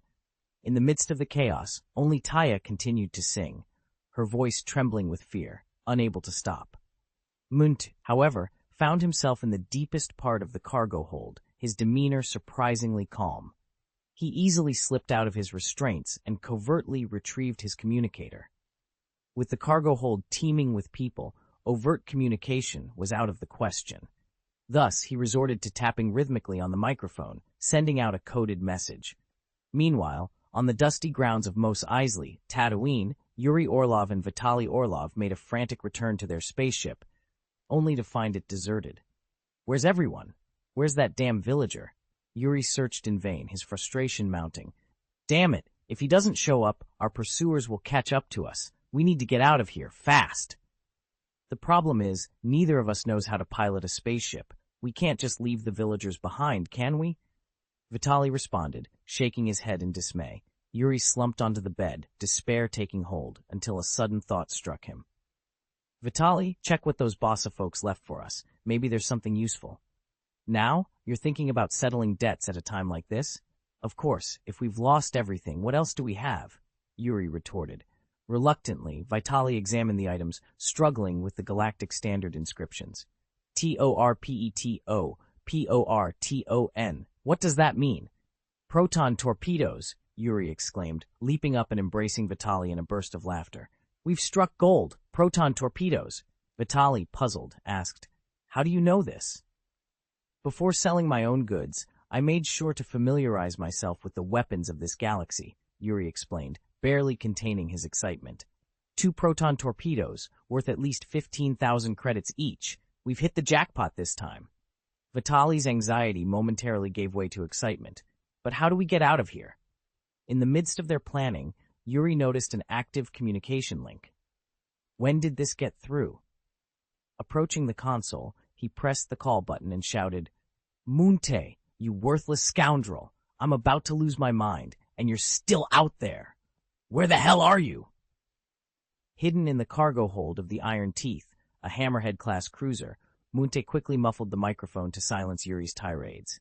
Glancing around guiltily, he noticed the whispers of the captured individuals, but, fortunately, no one seemed to have overheard. Yuri, you fool! One day I'll show you what trouble really looks like, Munte muttered under his breath, plotting his next move. While speaking into the microphone, Yuri continued to tap out a rhythm. He was about to resume his tirade when the sound of the tapping made him pause, suddenly alert to its oddity. Vitaly, come here. Do you recognize this sound? Yuri beckoned his brother. Vitaly listened intently, but could only offer a shrug. How should I know? Maybe someone's running with the communicator in their pocket, and it's just bouncing against them? It's Morse code, T850, their vigilant companion, interjected unexpectedly. And it's not just any Morse code. It's arranged in Chinese pinyin, not English letters. Do you understand this? Yuri asked, surprised. My database contains all known languages and a Morse code decoding chart. This isn't a particularly sophisticated code, T850 explained. The message being sent now requests a response. Tap the microphone 5 times if the message is understood. Yuri scoffed. So, he's sending a message that could lead him straight to his doom? No, it might actually be brilliant, Vitaly realized suddenly. Think about it. There's no English or Chinese pinyin in this galaxy, nor is there Morse code. Even if someone managed to crack the Morse code, they wouldn't understand the message. It's impossible to decipher a language from another galaxy without any reference. And using pinyin instead of English? That's even more ingenious. English uses an alphabetic system, which is more straightforward. But Chinese characters are symbolic. Without a point of reference, it's impossible for people in this galaxy to decipher our messages. Even if our communications are intercepted, we're safe. Do we respond? T-850 inquired. Yes, respond, Yuri decided. I may not know Chinese or Morse code, but this message must be important. The situation seemed to take a turn, and Yuri found himself calming down. T-850 picked up a pen and paper, tapping the microphone 5 times in response. Soon after, a series of taps came from the other side. T-850 began to write down the message, reading it aloud as he did. I am trapped in a cruiser of the Kukan. The Kukan are planning to launch an attack on the Mothership this afternoon. What? He's been captured.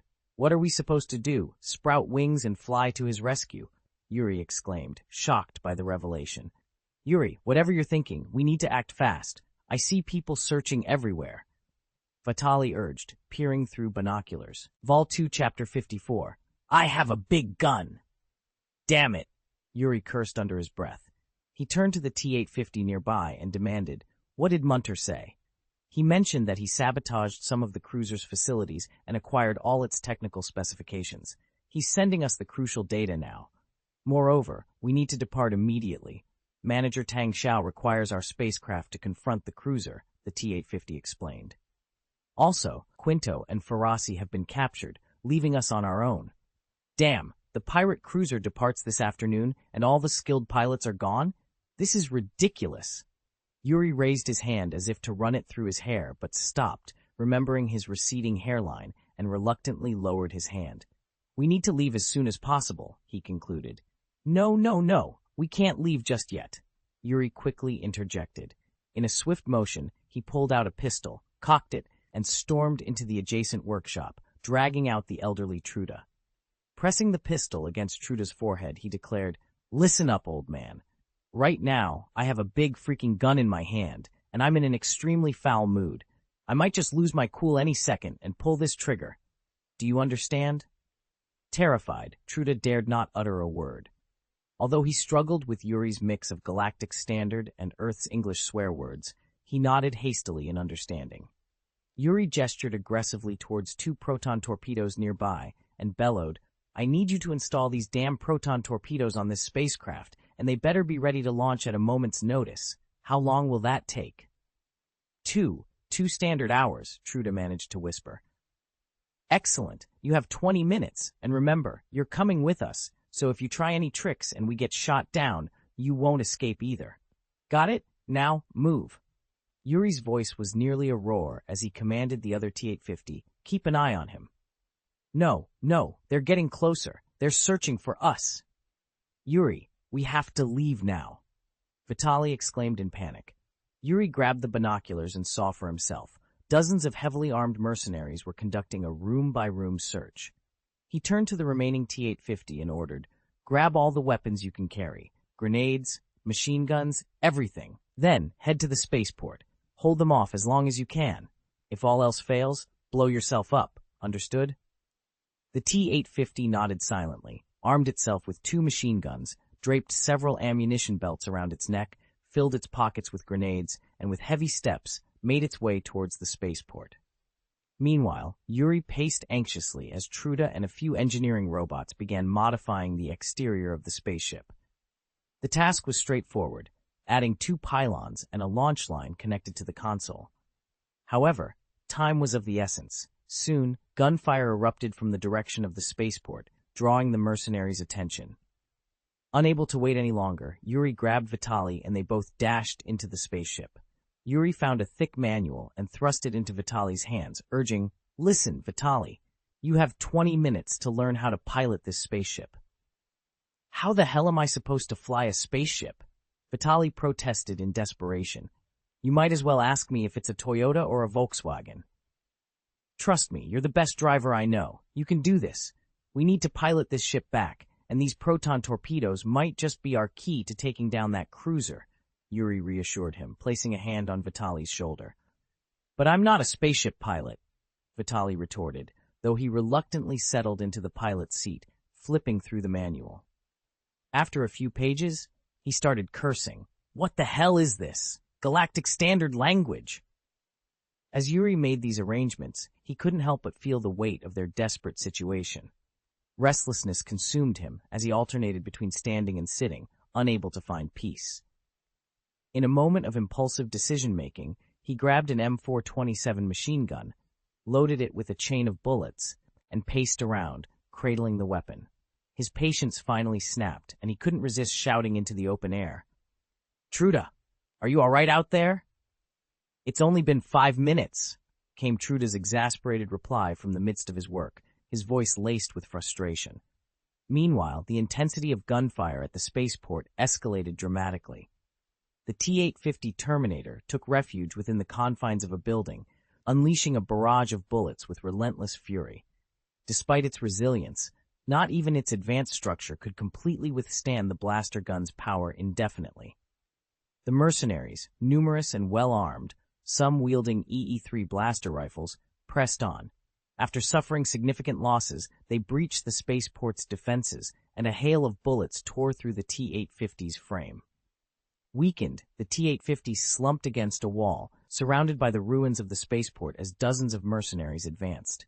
In a final act of defiance, it ejected its nuclear battery, activating the self-destruction mechanism. A small mushroom cloud erupted over Mos Eisley's airport area, marking the T-850's demise. Simultaneously, a YT-1000 spacecraft took off in a shaky ascent, heading for the stars. "Vitali, what are you doing? Engage the hyperdrive now!" Yuri bellowed in urgency. "Hold on, I'm on it." Vitali responded, frantically flipping through the manual. "Let's see, page 236, hyperspace. What in the world does this mean? Well, here goes nothing." He attempted to flip a switch, but Truda, previously manhandled by the T-850, interjected in panic. "No, that's not." His warning was cut short as a proton torpedo launched with a thunderous explosion. "Damn it! There go my 30,000 credit," Yuri cursed, frustration evident in his voice.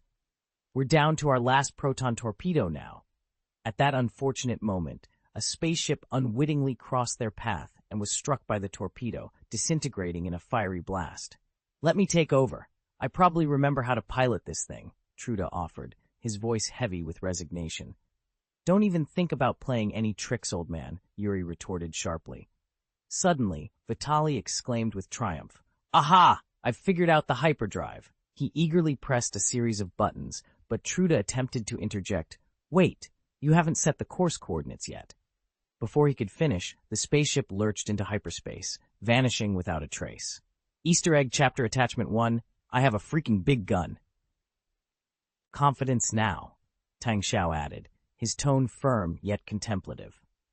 "The enemy's cruiser, despite its modifications, has vulnerabilities we can exploit, thanks to the intelligence provided by Kunte and the sabotage he managed to inflict." Carls Wharton nodded in agreement, his expression serious.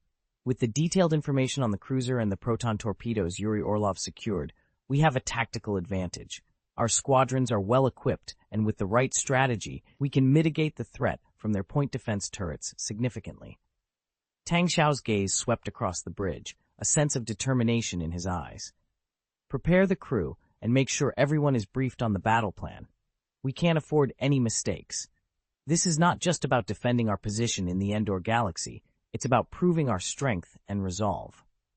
Carls Wharton saluted sharply. "Understood, Manager. I'll ensure the squadrons are ready and that the battle plan is executed flawlessly."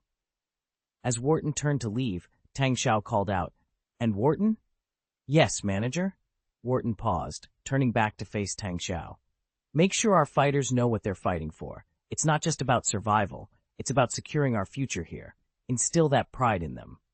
Wharton's face broke into a rare smile, a glint of resolve in his eyes. "Will do, Manager. They'll be ready." With that, Wharton left to carry out his orders, leaving Tang Xiao alone on the bridge. He turned his attention back to the vast expanse of space visible from the windows, the stars twinkling silently. In this moment of calm before the storm, Tang Xiao felt a weighty sense of responsibility. He wasn't just a manager, he was a leader, tasked with guiding his people through the perils of space and the imminent battle. The enemy was indeed formidable, but Tang Xiao and his crew were prepared. With the intelligence from Kun Te, the weaponry secured by Yuri Orlov, and the strategic mind of Carls Wharton, they had a fighting chance. The battle alarm would soon sound, signaling the start of a crucial confrontation. Tang Xiao was ready to lead his people to victory, to secure their place in the Endor galaxy, and to face whatever challenges lay ahead with unwavering resolve. Tang Xiao smiled confidently. "Otherwise, I'd be really scared," he said. Carls Wharton was visibly startled and quickly interjected, "Manager, you must not take such risks." Tang Xiao waved his hand dismissively. "I'm well aware of my capabilities. I've spent the past few days learning to pilot a blade fighter, and I've become quite proficient, but the most crucial difference between us—" He paused, then with a slight gesture, a teacup next to him levitated, circling slowly around his palm without breaking. "If you're still concerned, Mastermind, please share my flight simulation results." With a smile, Tang Xiao continued, "All right, Manager. In a 99.9% realistic pilot simulation, you've achieved 63 wins and only 4 losses. Those defeats were early on, when you were still getting accustomed to the controls." As they discussed, a white light flashed, and the massive Hammerhead-class cruiser, known as Iron Tooth, appeared in the Endor galaxy. The cruiser, measuring 315 meters in length, with an even larger bow resembling a standing hammer, stood as a testament to the enduring power of the Rendelli Interstellar Engineering Company, one of the galaxy's largest spacecraft manufacturers. Despite its age, the Iron Tooth remained a formidable presence, not easily challenged by bounty hunters or pirates. The cruiser's name, Iron Tooth, was a direct homage to Captain Iron Tooth Kukin, though it was unclear whether the ship was named after him or vice versa. What was certain, however, was that around the chaotic planet of Tatooine, the Iron Tooth was a symbol of undeniable strength. "Is this the colossal ship?" On the bridge, Captain Kukin and his fellow pirate leaders gazed in awe at the behemoth before them. Despite their preparations, they were taken aback by its sheer size. The crew's height was a staggering 41,370 meters. On Earth, it would pierce through the troposphere and reach the stratosphere. In the 21st century, conventional aircraft could only reach midway up this spaceship, requiring experimental aircraft to view its summit. Laid flat, it would span the distance from the imperial capital to Langfang in a straight line. Standing on its hull, one would see nothing but an endless expanse of metal, a testament to the Cushion Mothership's unparalleled size in the Star Wars universe. Vol 2, Chapter 56, Iron Teeth Attack, 1. The Cushion Mothership, towering at 41,370 meters, was a marvel of engineering. Its crescent-shaped body gleamed under the starlight, a testament to the ingenuity and ambition of its creators. However, its massive size also meant it couldn't approach planets too closely without causing natural disasters due to its gravitational pull. "Boss, are we really going to attack this behemoth?" The first mate's voice trembled with apprehension. "It's enormous. We won't make a dent in it." The navigator's jaw dropped in disbelief, but Kukin, the captain, smacked him on the head, his frustration evident. "Have you lost your mind? It's a civilian ship, barely armed. We'll take out their fighters and bombard them. They won't stand a chance. Attack now." With a resolute command, the operator launched 2 proton torpedoes from their Hammerhead-class cruiser towards the mothership. Kukin, however, was furious at the waste of resources. "Who said to launch torpedoes? That's money down the drain. Just get us in range and use the main gun." Accelerating towards the mothership, the cruiser closed the distance, the earlier launched torpedoes now speeding ahead. Upon impact, the torpedoes exploded into brilliant blue clouds against the mothership's energy shield, barely making an impression. The mothership, roused by the attack, pivoted gracefully, its engines glowing as it moved out of orbit to confront the cruiser head-on. "Boss, it's heading our way." The first mate panicked. "Fear nothing. Let them come. We'll We'll fire as soon as they're in range, Kukin bellowed, his confidence unshaken. As the two vessels neared, neither deployed fighters, opting for direct confrontation. The mothership, adjusting its bearing, unleashed a volley from its mass projectors. The projectiles, accelerated to incredible speeds, posed a significant threat in the vacuum of space. However, the mothership's salvo missed its mark. The cruiser, nimble in comparison, easily dodged the incoming fire. "Ha! They think they can take us on, fools!" Kukin laughed, emboldened by the mothership's failed attempt. "Prepare to evade. Their weapons are front-facing. If we avoid their front, they can't hit us." Following Kukin's orders, the first officer quickly plotted a new course, instructing the operator, "Adjust our heading. Left rudder, 15 degrees. "Left rudder, 15 degrees, aye." The operator responded, and the cruiser Iron Fang began its evasive maneuvers. Despite its bulk, the Hammerhead-class cruiser was agile compared to the colossal Cushion mothership, weaving through space to avoid the enemy's attacks. With agility reminiscent of an elf, the cruiser Iron Fang's evasive maneuvers proved effective. The mothership, despite its imposing size, struggled with acceleration and was even slower to steer. It couldn't keep pace with the Iron Fang, which, although not renowned for its agility, easily outmaneuvered the larger vessel. The mothership's attempts to match the Iron Fang's movements only resulted in it advancing and turning without gaining speed, much like a headless fly in pursuit. The situation resembled an elephant playing hide-and-seek with a mouse. Observing this, Kukin couldn't contain his amusement. "Ha! Look at that! A useless civilian ship trying to take us on! Ha!" His laughter was echoed by the other pirates, who viewed the mothership's efforts as a futile last stand.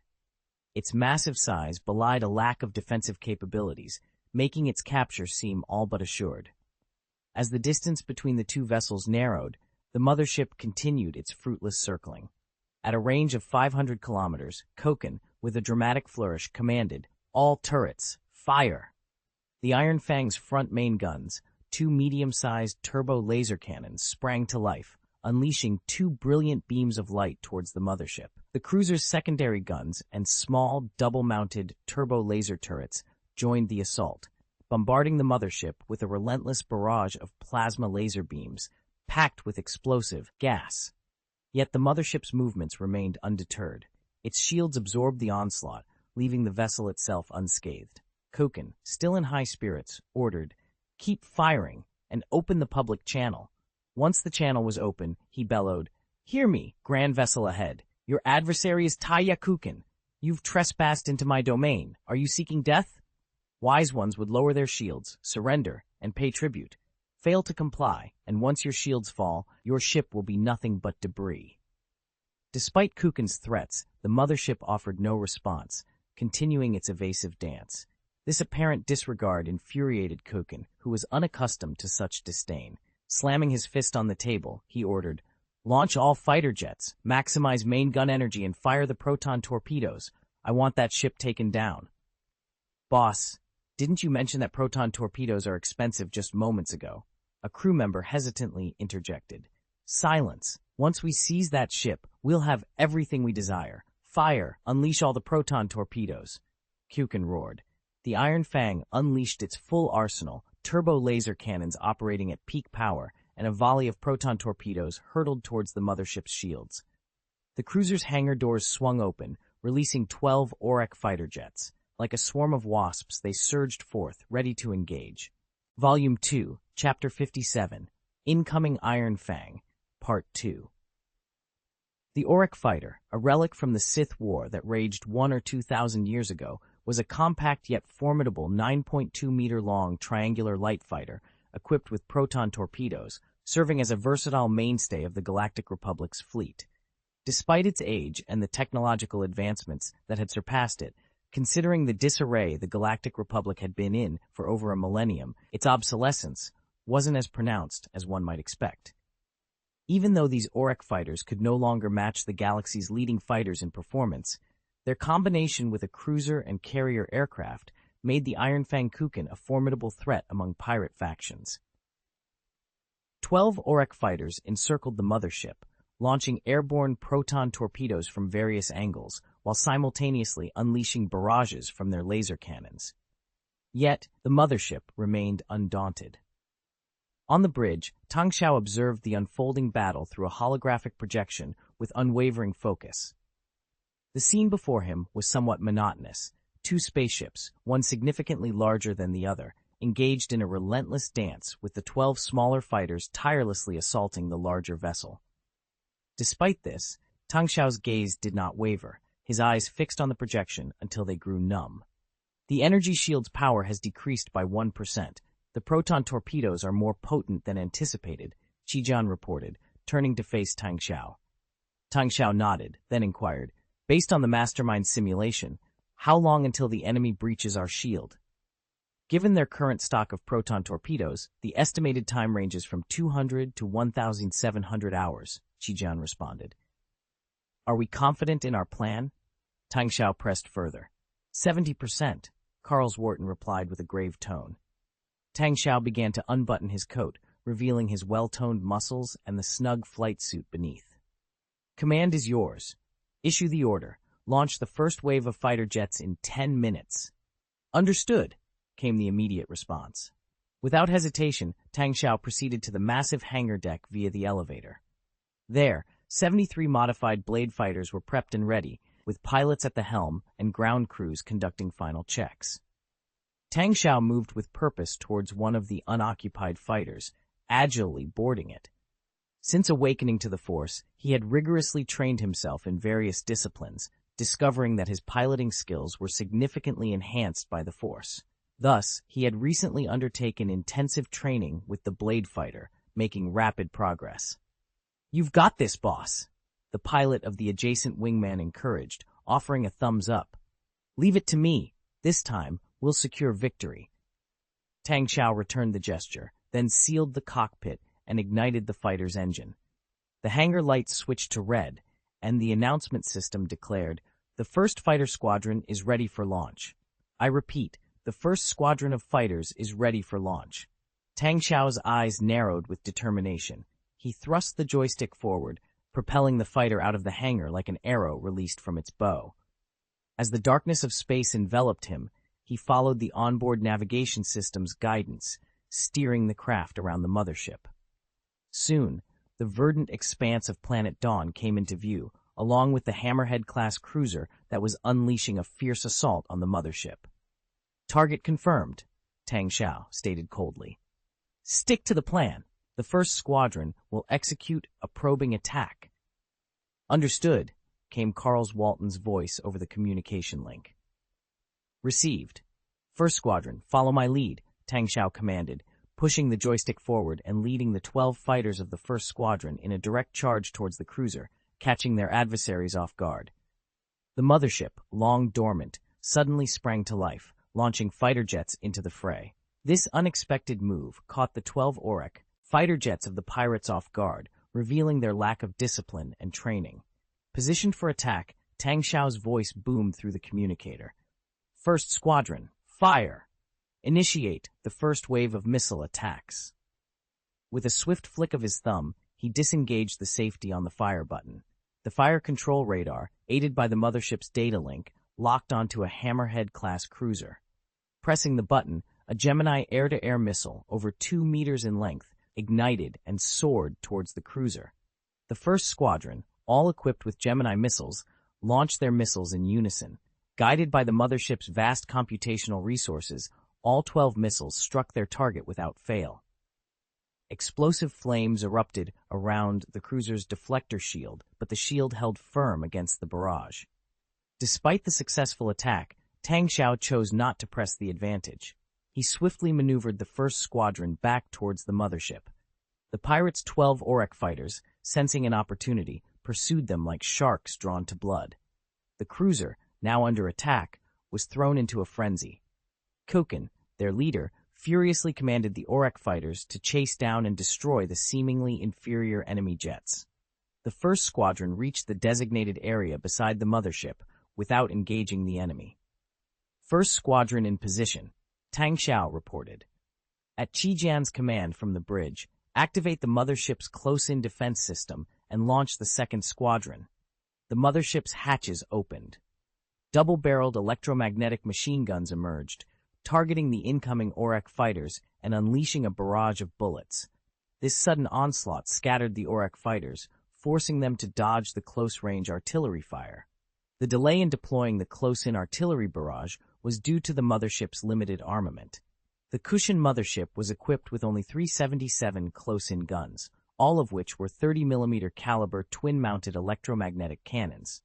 Despite having a total of 754 gun barrels, the barrage couldn't fully envelop the colossal ship, which stood at 41,370 meters tall. Under normal circumstances, the 12 Auric fighters could easily evade the close-range artillery and maintain a safe distance. The electromagnetic machine guns, while having infinite range in the vacuum of space, suffered from poor accuracy.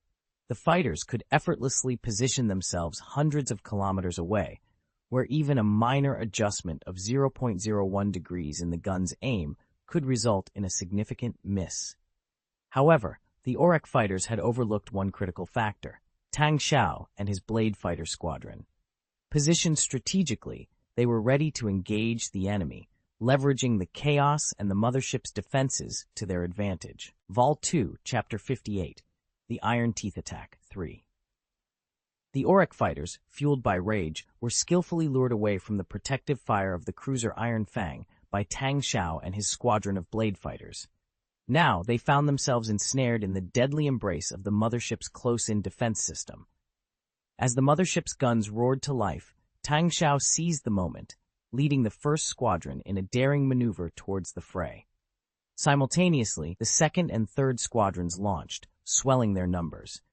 The sky became a chaotic battlefield where 36 fighters from the Fourth Civilization clashed with 12 Auric jets from the Kukan pirates, all under the protective barrage of the Mothership's defense.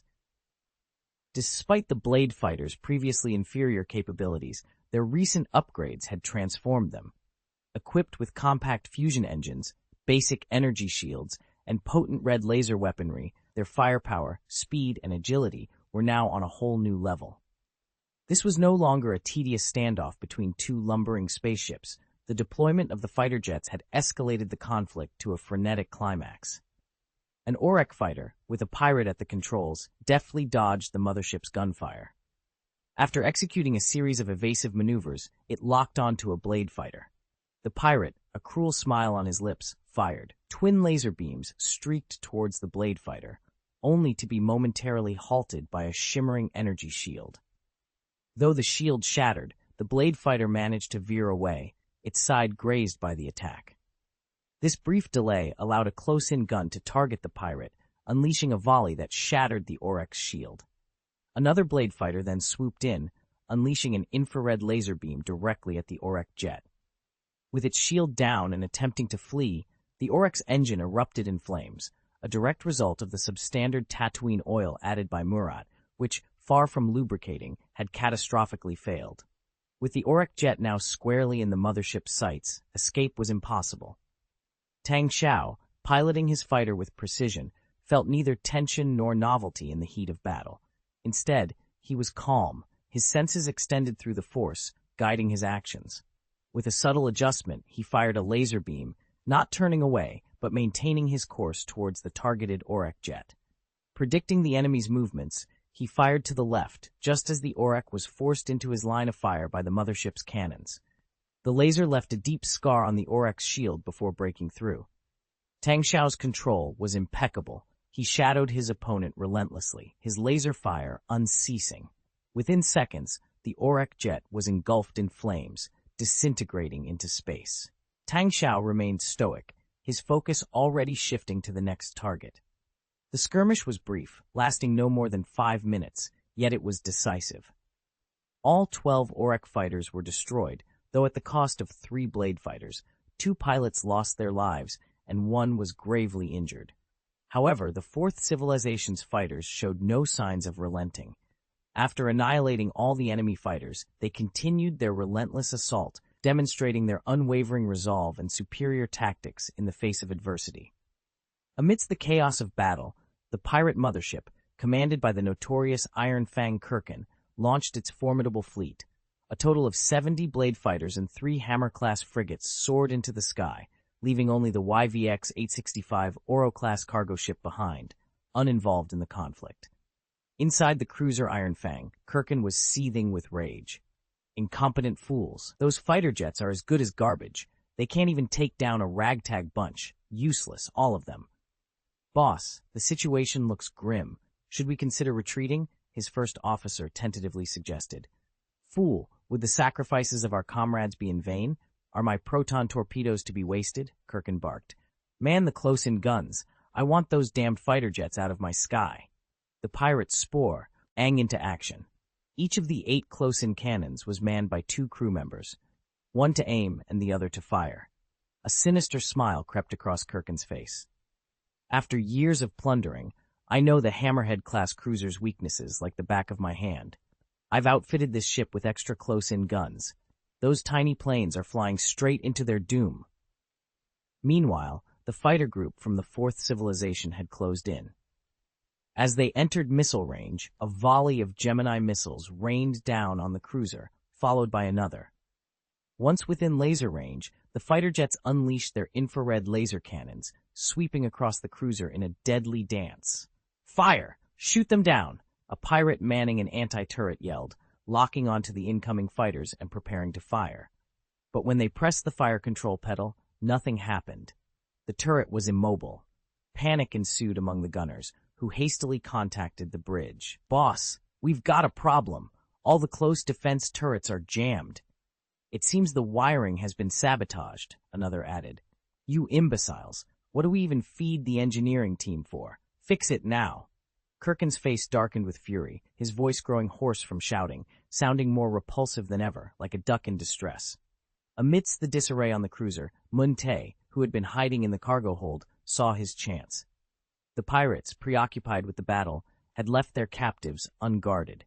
He whispered to the frightened civilians around him, Don't worry, Kirkin's downfall is imminent.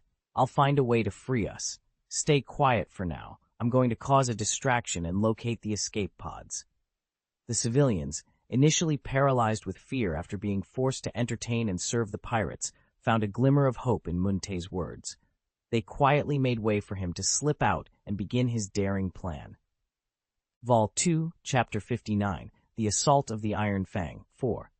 Kun-Tae the cat stealthily navigated through the chaos, avoiding the frenzied pirates as he made his way to the bar.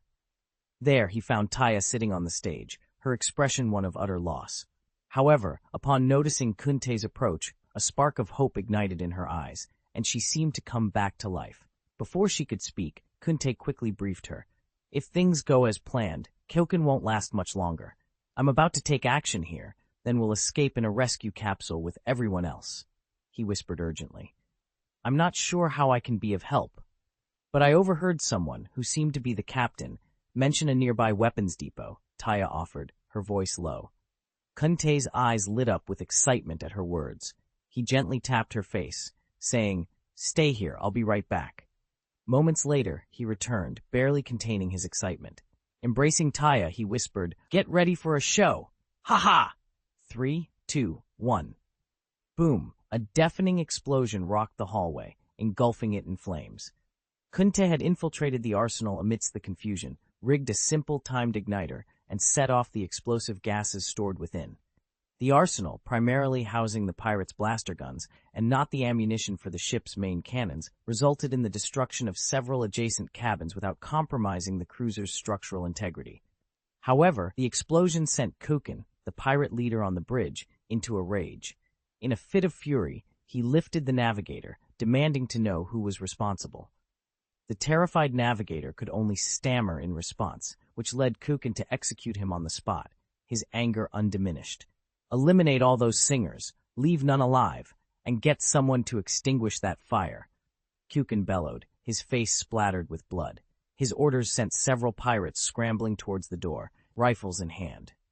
Meanwhile, Kun-Tae, Taya, and a group of civilians, including Quinto and Ferrasi, made their way to the rescue capsule unnoticed.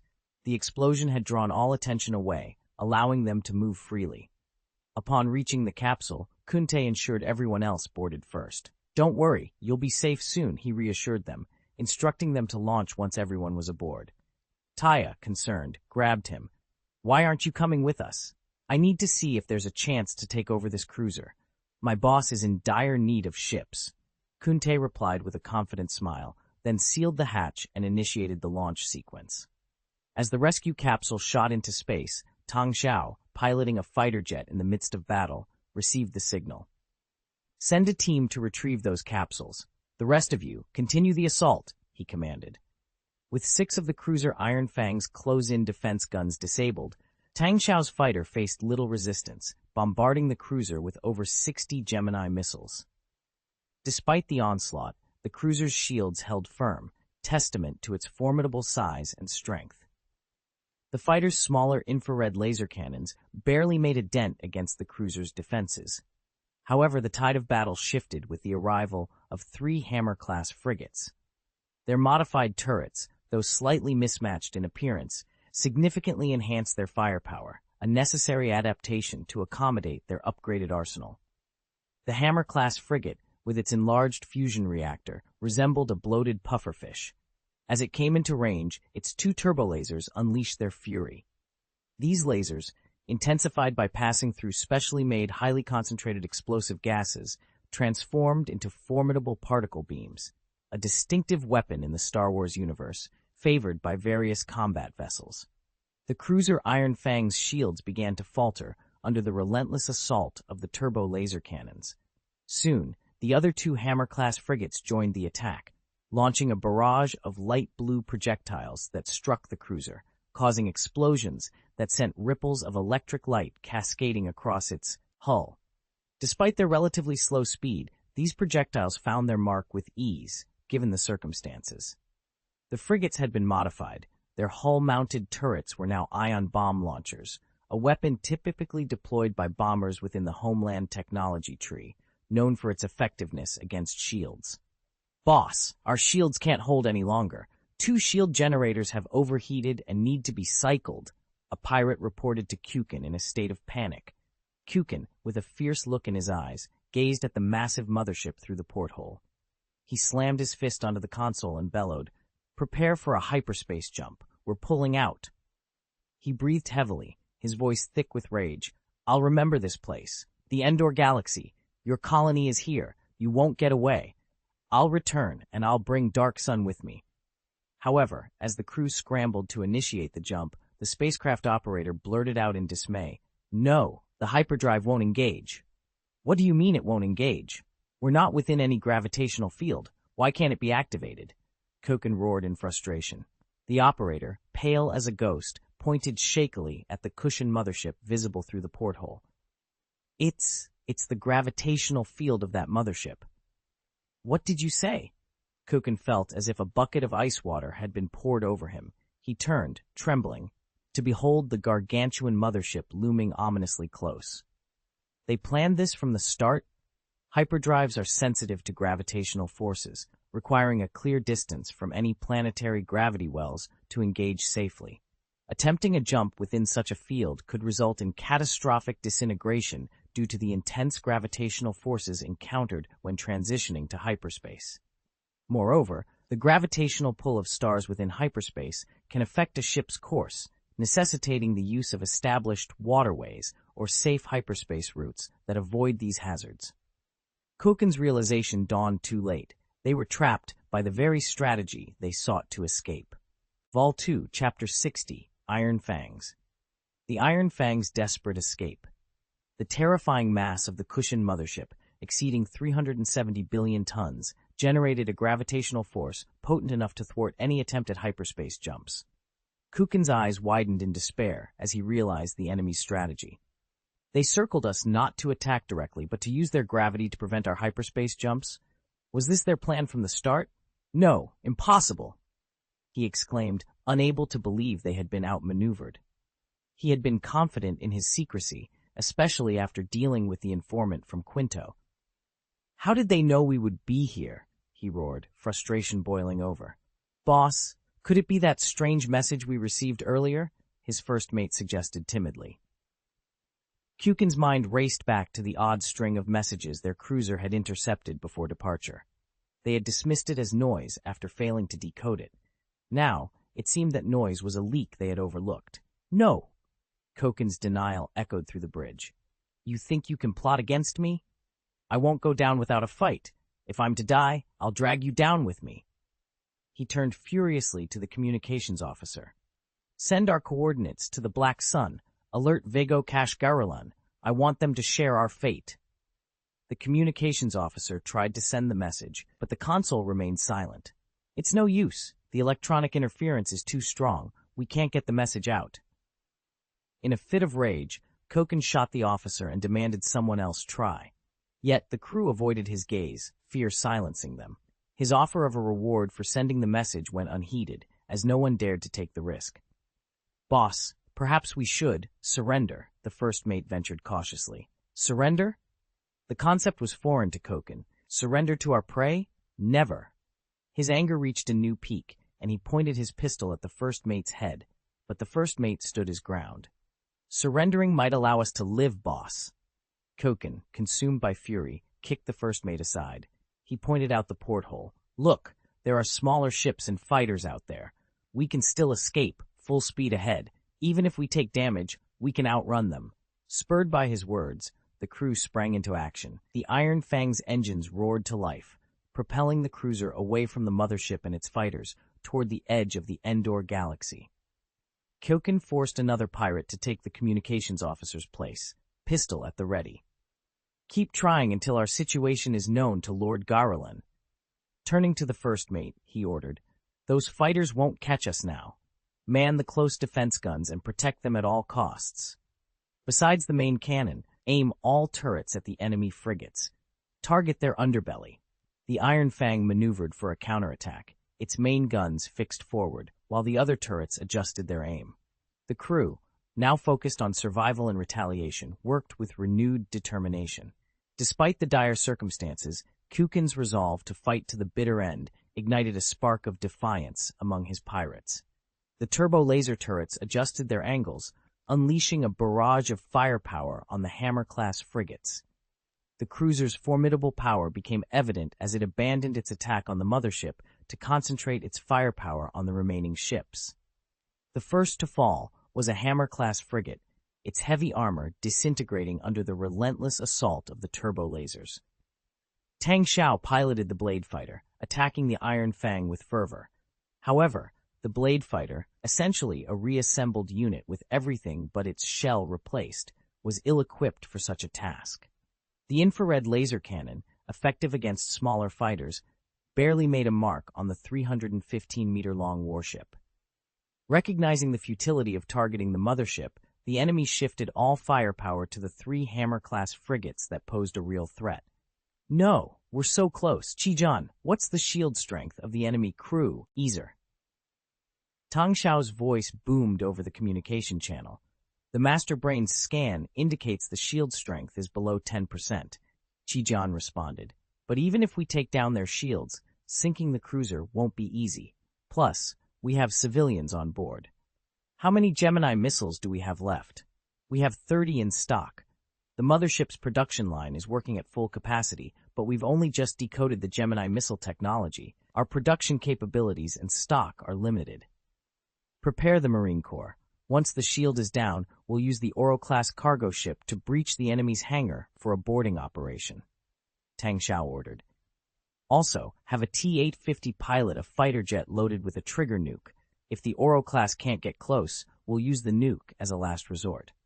But the enemy's firepower is intense. It's unlikely the fighter jet will reach its target. Chijan hesitated. If we can't disable the cruiser's turrets, sending the Oro-class on a forced landing would be akin to a suicide mission. Carry out the order. We cannot allow this cruiser to escape. This is our territory, and we will not let them come and go as they please. Tang Xiao declared resolutely.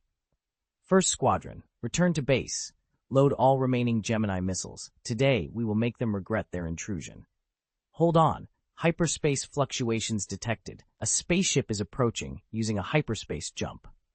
Suddenly, a radar operator exclaimed. Note 1. Vigo refers to the leading members of the Black Sun, a criminal organization. There are 9 Vigos, each controlling their own territory and military forces. Their status within the Black Sun is second only to the Supreme Leader.